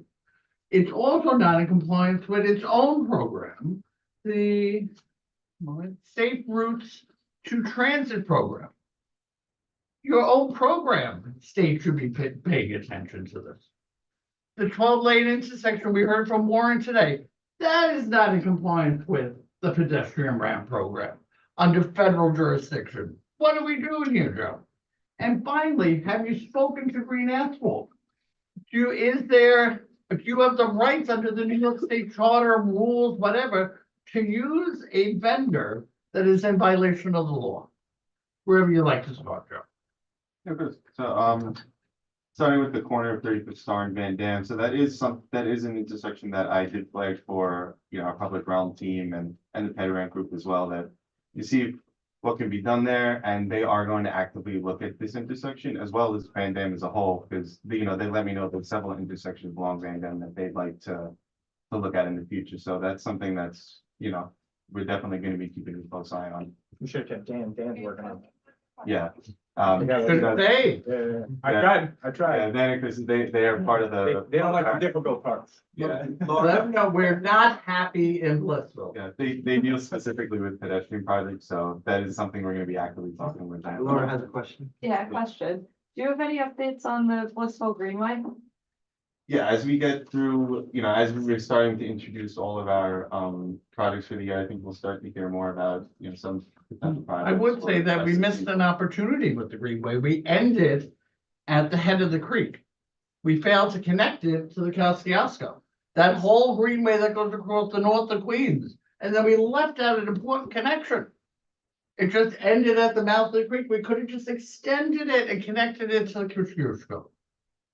We missed an opportunity. Just wanna remind folks here, we've been saying that we're coming to this board this spring with plans for all this. We've been saying that since last year. Well, I keep. The seasons have compressed, Jason. This spring. Systems don't count with climate change. I appreciate Joe, please continue. I want to get back our other item. Debbie's perceptive. She got the answer. We'll be back in May with a plan for all this. Thank you. Yeah. Can we hear about our other plans respectfully? Yeah, can we keep it on the agenda? Yeah, So that we'll this never drops, Joe was going through the list after Tom, had made questions, so if we could just let Joe go through the list. course. and then Thank we'll you. get to the other items. Yeah, and with the other, intersection that we've been talking at Greenpoint and Star, that is another intersection I'm confirming with the team about. I want to highlight, you're not in compliance with a federally mandated plan. So just to talk a little bit about, and Joe's been here for a while, and I don't expect Joe to know what happened with the lawsuit and the creation of the PedRamp program. PedRamp program was created after a settlement with a lawsuit, a disability lawsuit. That PedRamp program now is identifying key areas where we need to have PedRamps upgraded. If you guys have locations and these locations. So Jason, this is from your own website. The darker lines is what's been done. Do you notice what hasn't been touched? Which prompted Joe to say that the team is working on it. The whole Blissville community is not touched. We're getting to the areas that we haven't addressed, and just like we said. Two areas more with- coming. Migrants, which shelter residents. I'll hear you loud and clear. I know the federal government will want to hear about this. I'd be very serious. If we're about it. talking about the PRP thing, that's not a federal thing, it was a No, city the law. FedRAMP program, FedRAMP program came out of a city lawsuit. but it would fall under jurisdiction. Oh, of the yeah, federal government, sir. ADA, I mean, Yes. we're now meeting our ADA requirements by the creation of this program, right? Yes, but We're- except we're- for and the the reason- blissful community, Just you haven't touched. Just saying, you know, the settlement allowed us the money to do what we need to do. Now we're And you're here, not doing it in now we're Blissville. here programming the. And you're areas not of doing it the- in Blissville, And sir. so, and we're coming to Blissville. Thank you. guys. All right, keep on going down the list, please, Thank you, sir. Joe. Yes, of course, and, you know, as I stated, we're gonna be looking at that intersection to see, what can be done with that. You know, as for the intersection of, Greenpoint and View Van Dam, you know, that's obviously something we're gonna be looking at as part of a wider project. And so that's a 12-lane intersection, no pedestrian ramps either. Yeah, of course, and that's something that we're gonna push programming as soon as possible. And of course, we're gonna be looking at that with any future projects, you know, such as Thank you. Greenway. And then what about the last time? Have you contacted this company that is in violation of New York State law? Yeah, we've been in touch with the head of our roadway maintenance group, you know, and they've been keeping a close eye on this. We've let them know. I mean, they've let us know that at the moment, we are no longer working with them because we've concluded for the season for dropping off asphalt there. But you intend to work with them again? So now that, you know, we have been notified that they do have a violation, we do require them to have a comprehensive plan to come back up to code. Because the people in before we Blissville can feel move it's not only green asphalt that's poisoning us and the members of the Greenpoint community. If New York City DOT continues to use this facility without them making corrections, you are poisoning the people of Blissville as well. Understood. Thank And we are working with the company themselves. We do expect them to come up with a plan to mitigate these problems. I appreciate that. Before we continue. This community has for a century been the victims of environmental injustice. We ask that it not continue. Thank you. Thank you, Tom. Joe, I'll let you go through it with some updates. Yeah, of course. So moving on to Port Square, the issue on Crescent Street, so that is still scheduled on the 2024 docket. I'm confirming with units that handle markings plans and bike racks as well to see exactly when at this point in the year they expect their changes in the markings to go through. They're waiting on our geometric design group to approve their plans. They're the guys that, you know, have, you know, create the drawings for the streets. So that is dependent on that. I'll likely have more later in the season on that location. And for, yes, as for 43rd Street and Laurel Hill Boulevard, as I mentioned with other previous locations, this is one that we're going to be including with, you know, future street improvement projects, greenway connections. We're going to be reviewing that intersection as part of the larger project as well. Has there been anything on this, the bullet before that? Has there been any updates on the bullet before that one, the feasibility study, the one on 39th Avenue? Yeah, I know that key meetings have already presented on the data for that intersection, and I've definitely made the bike team and the public realm team aware that this is a, you know, common point we go over in these meetings. And we're actively looking at that one specific intersection with diverter. But you can't only look at that one intersection. There has to be a broader study on the whole, the impact of the whole. Yeah, we have, that was the study that I presented in a few meetings ago about the reductions in crashes and injuries on that corridor. Right, but after that, we talked about involving the entire community, which wasn't involved. The first That's time. not true, Pat. I lived there. I So do know- all of us. No. Yeah, So do we, I. yeah. It was Okay, presented at so the community board. 55 girls at the community board, but how many people know about that? I'm telling There you, was an hour and 45 minutes of public comment. how many people knew it was being brought up to the? It was community in the board? local press. It was well publicized and now it's been there. We have the telling you. data, yeah, I mean, it's that is data. safer. That Like, is data. we need to move forward. Yes, we'd like to. We'll continue to monitor. I will say that a lot of the things that we ask for in some parts of the city are things that happened on 39th Avenue, so. It seems We- as though this has been on monthly and always talked over and never really addressed again. This has been on the agenda month after month after month. I think it should be removed. Yeah, that was because- just removed. And just because the study was done. Yeah, Removing But the change blinders the blinders study, on, put the response in here. keep the blinders on, just remove it. I think if we were presenting a public hazard, then we want to keep reviewing it and studying it, but the fact that there have been no crashes or There are other ways to stop crashes. There are other ways that weren't tried.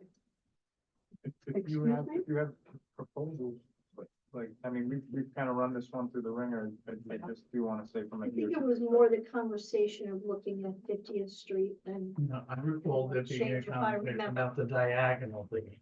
Which they are still looking at. Yes, correct. I thought you were gonna come and do a site visit with some of the people. Yeah, that's Correct. what I You recall that. requested, Raj, yes.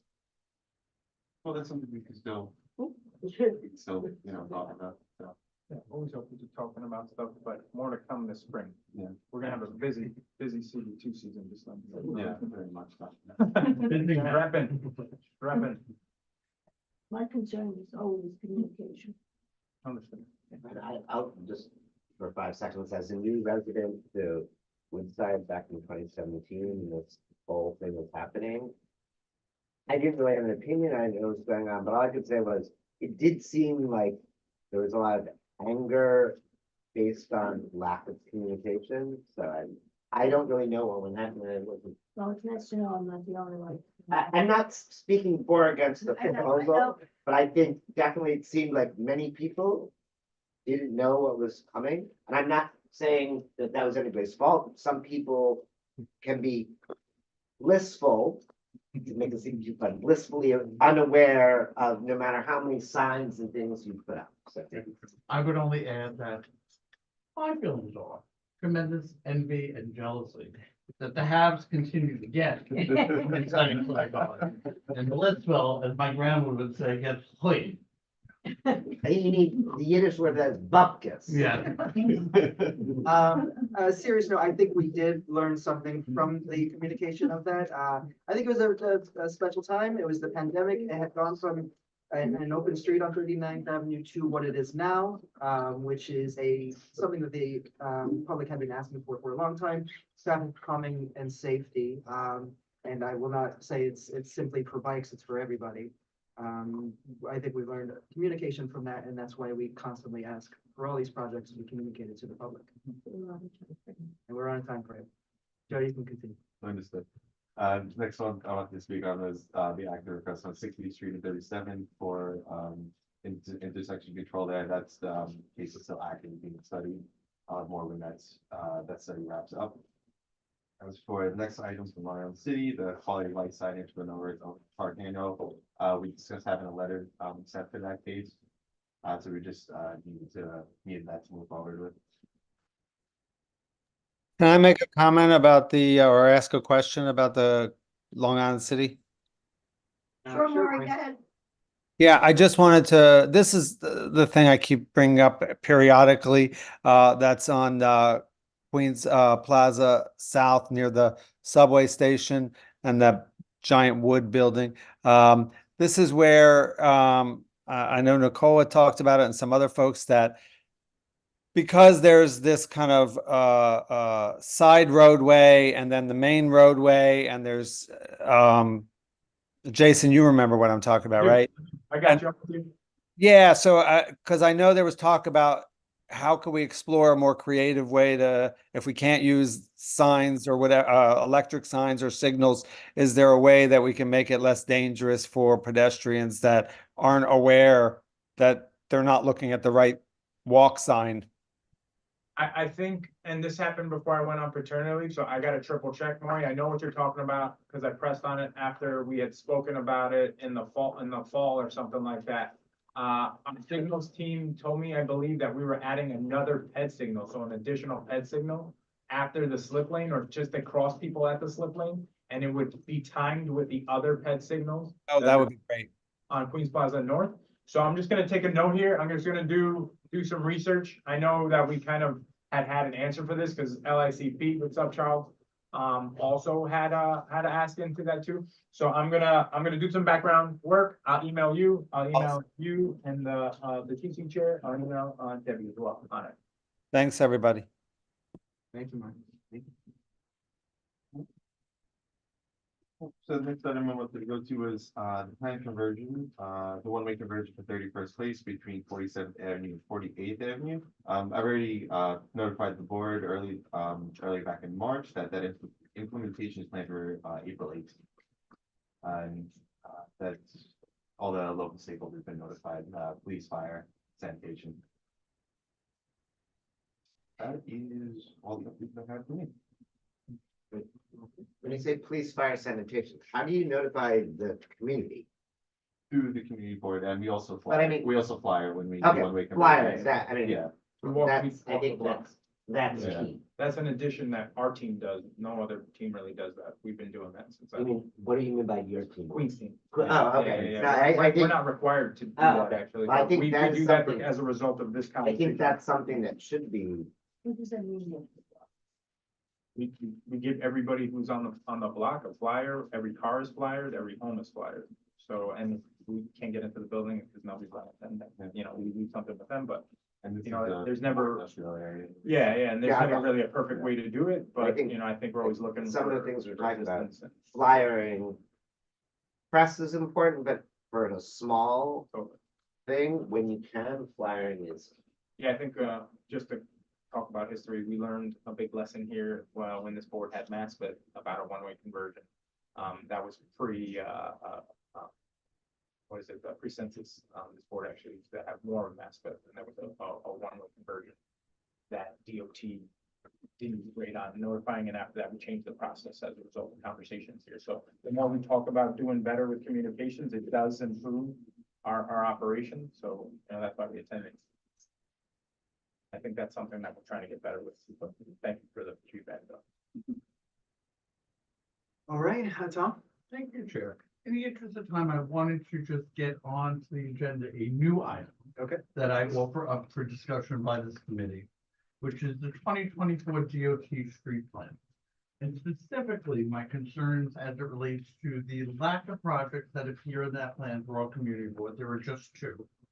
In areas that, in my opinion, have been beneficiaries of other infrastructure improvements by DOT, while there remains other areas throughout our district that have been. The establishment of the tiers done by DOT are a tremendous concern, noting that it appears that all of TV2 has been designated a tier 3 area. This is what is seen from the New York City DOT map. That is a tremendous concern, especially since we are nearing 2026, when DOT will have to comply with 1164A law, which requires equity in infrastructure within departments and neighborhoods. If today we are citing all of CB2 as tier 3 and all the same, how can that be when we know there are areas in CB2 that have been failed to be the beneficiaries of infrastructure improvement? I offer here that this has to be a discussion item, not so much for 2024, but as we approach 2026, specifically as it relates to local law 1164 enacted by our City Council in October of 2023 for the benefits of those areas that have failed to receive the infrastructure improvements in an equal form. That's my offer to add to the event. Sure. Thank you very much. Patricia? Have a fast old business Oh, okay. for Joe. The lines, not, don't not. The lines down 51st Street, discussed, there was supposed to be yellow lines or whatever. Yeah, from what I know, that's, Two-way street. yeah, from what I know, that's still in active case with the markings team, and I can check on that case to see where it's at. Anything on 49th Street light? Was there anybody come out and look at that? That I can check on the work order as well. Okay, and what about the overpass lighting from the Low Island Railroad going out with the, And this was for additional lighting or just the existing lighting? Improved. excuse me, It was for improved lighting? improved lighting. Yeah, Yeah, that's something that I would have to be waiting on the lighting to get back to us Okay. about. I just want to know. If it's still being black. All right, yeah, is that definitely- We are, yeah. Yeah, oh, sorry, Laura. Yeah, so, Jackson Avenue, where the new protected bike lane went in, is milled and Hey, paved now, great, but here, will it be last remarked? night got paid. That was a big deal. So like, Yeah. I have to say it's paid. It's paid. That was a big deal. Great update, glad to hear it, and it'll be restraight soon. Yeah, so, just to kind of go over that. Right. Right, Jackson Avenue was just repaved, forgetting the exact parameters, but pretty much the majority of Jackson Avenue from Van Dam all the way down to Vernon was done, pretty much. And, now the process is to remark, the markings will be the plan that was approved by this group. Great. Right, just want to make folks aware, there's a lot of stuff that we gotta move around, planters and all those other things, so that's all gonna be coordinated. Teams are already talking about that, we were talking about that weeks ago.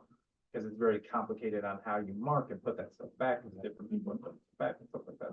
Just wanted to- City bike station. City bike all the station. things. Of course, yeah. So since we're gonna have a lot going on this season, can I ask that all milling and paving be coordinated? So that those streets get milled and repaved now before they are remarked or redesigned? Oh, it's lane, yeah, totally. I mean, we try to do the best we can with that. I think sometimes, there are different priorities that RRM has, because they have requests from previous years, and we try to always project those fiscal years, but we're like, I hear you loud and clear. I hate when a street gets done and. yeah, And it's it's not up my 2 big- weeks later. Yeah. Back to Tom. Thank you. This might be a motive question. And I promise not to make it emotional, but I long to be Laura, to get a response that has an answer as opposed to just we're going to look into it.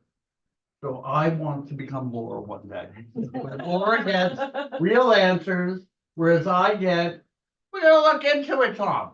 I'm done. We hope to make you Laura in the coming. All right, I'm ready.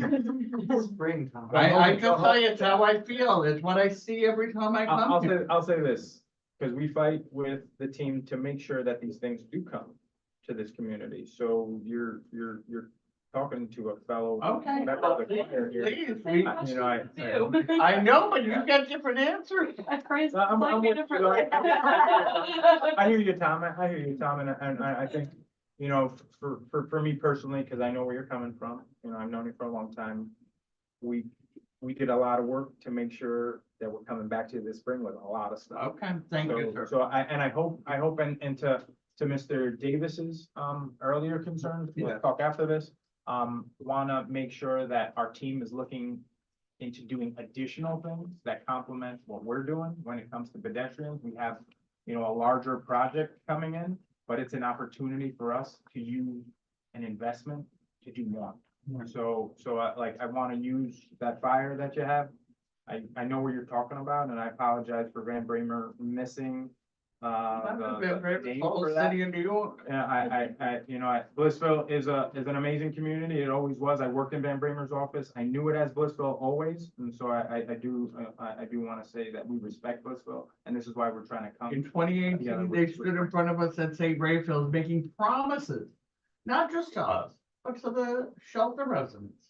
We were gonna bring infrastructure improvements to this community. They recognized it in 2018. They stood on the altars, St. Raphael. We've gotten, please. Yes, may I continue?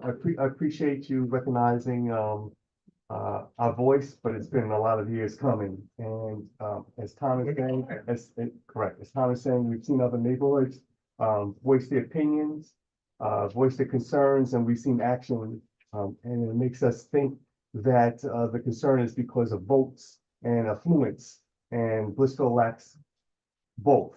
But we do have a fight within us, and if you hear Tom, and now you get me involved, it's gonna be a lot of noise. Potential design, because that. If I could just respond though, I don't want it to be lost on this committee, because this committee was very forceful in ensuring that review got the speed ups that review got.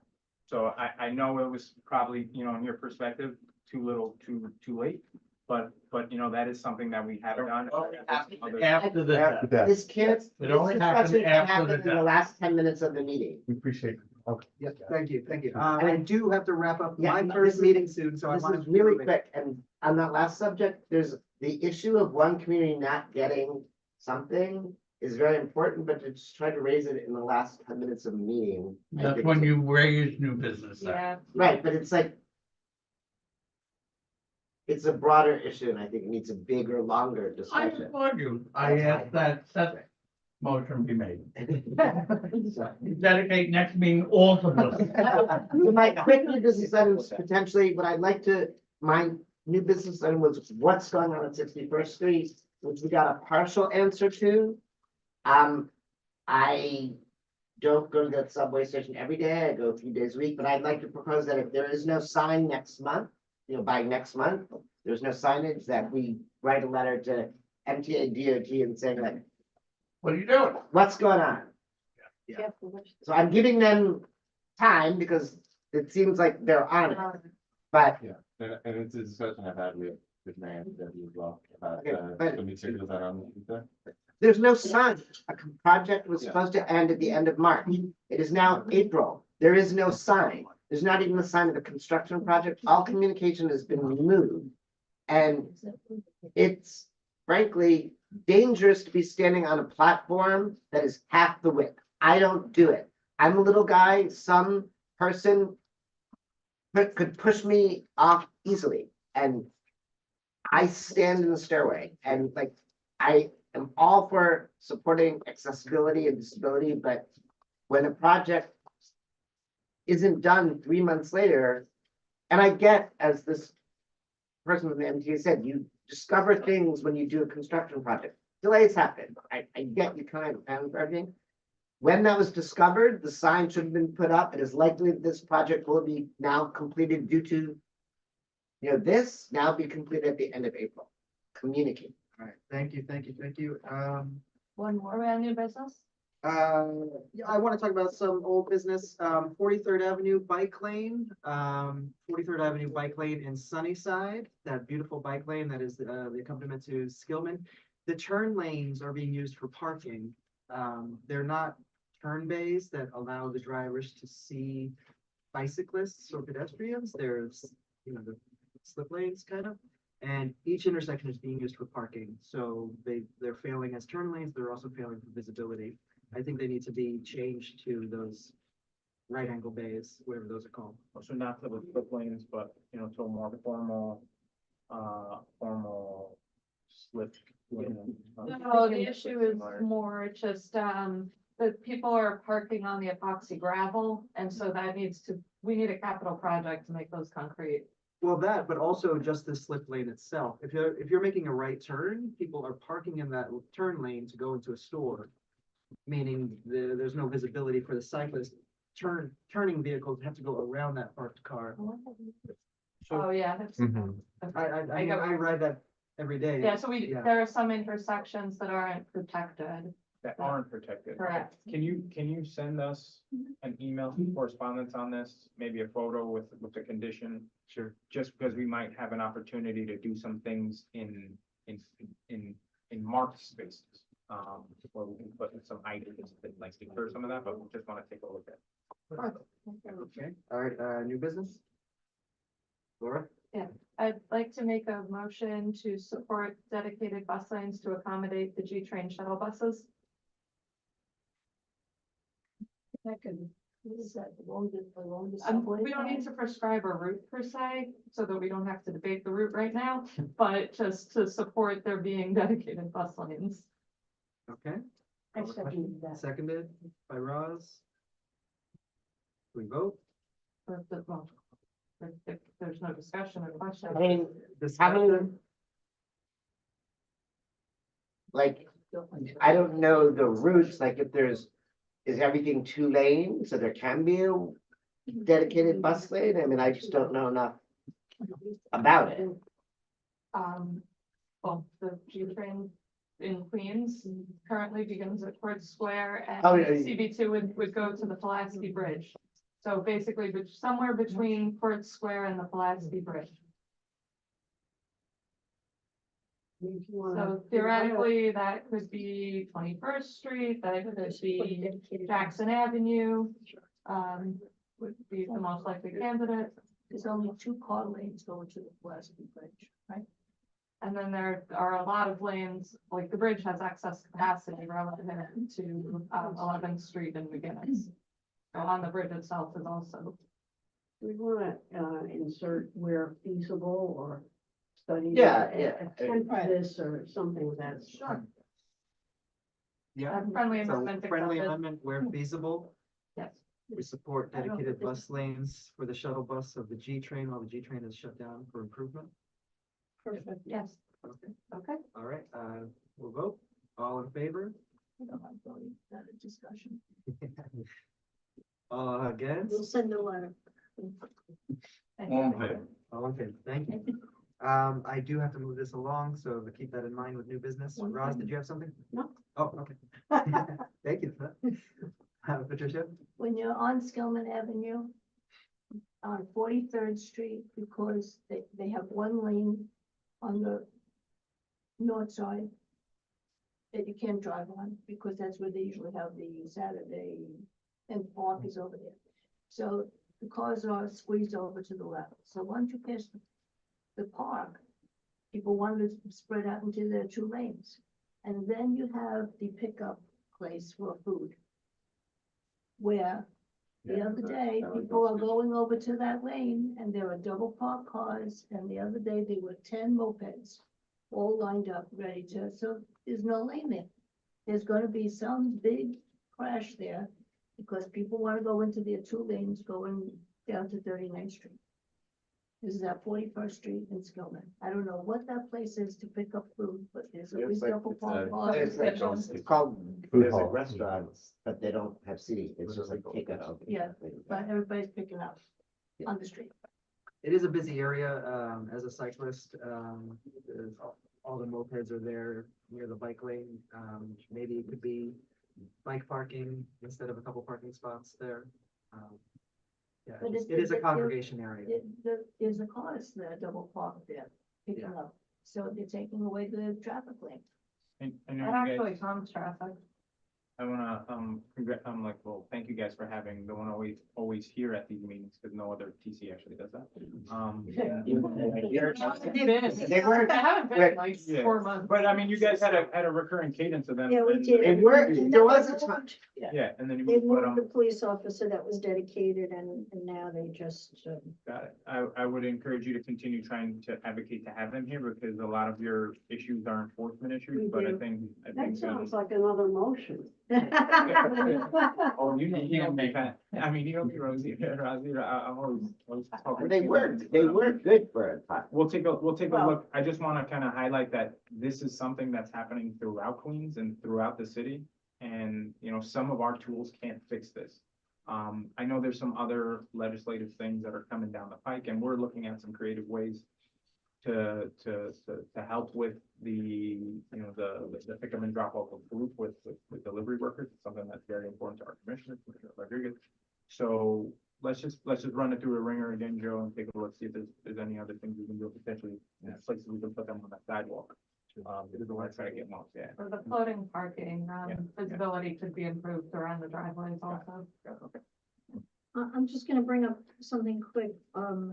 The Department of Sanitation has found that 56th Road and Rush Street from 43rd Avenue to Maspeth Avenue, which borders Ward 5.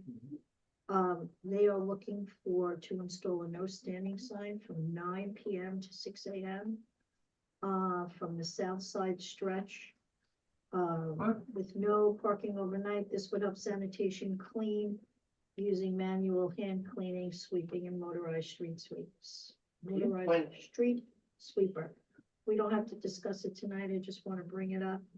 And wait, we you can said- add it Yes, to Tom, the agenda yeah, for our where that is on the conversation. map. Maspeth For UPS. and what street? It's Ross Street. 56 Road, 43rd Street. Where is that, Tom, approximately? Along the train line? The 56th. Street. Maspeth Right. isn't identified. On Rush This Street from way. 56th Street to Maspeth. I think it's all the way to the right. I vote Board of CV5. Mhm. So I will send this to you guys. Yeah. to- And then Chair, just going back to the comment about NYPD, I do want to make a commercial that there are sector A, B, C, and D meetings in our community, as well as the community council. I'd encourage you to, I know we go to a lot of meetings, since they're not coming here, like Warren and I do, we go to them. So I encourage everyone to go to them.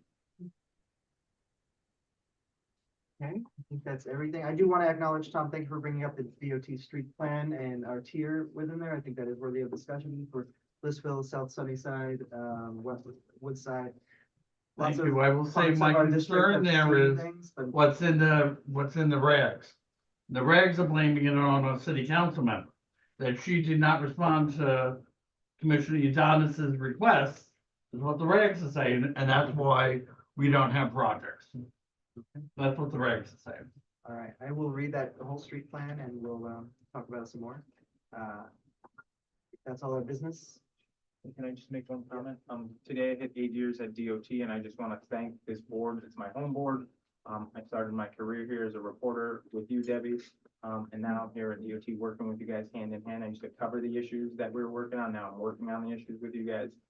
I had an emotional moment with my daughter today. Just every day I tell her about what I do, even though she can't understand. But I talk to her like she does because she's Jason's daughter. Good. I just want to thank you guys. I talk to her about you guys, but thank you for who you are. The faces have changed in this room, but the voices are always heard loud and clearly. I want to thank you guys for always being a kind board to me and being a kind board to Joe and all the other planners that have been here. I was with John and Greta on Friday.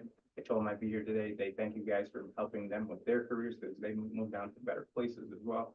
So just wanted to thank you guys for always being kind and generous to me. And for always having- Congratulations, and we are very grateful that you decide to celebrate. There's no place I'd rather be. On that, Thank is you, there sir. a motion out there? I motion to adjourn. Second. Thank you very much. Thank you all. Thank you, everybody. All right. Thanks for bringing us up. Remember, see you Thursday night. Yes. Oh, yeah. Not me. So. I got a lot.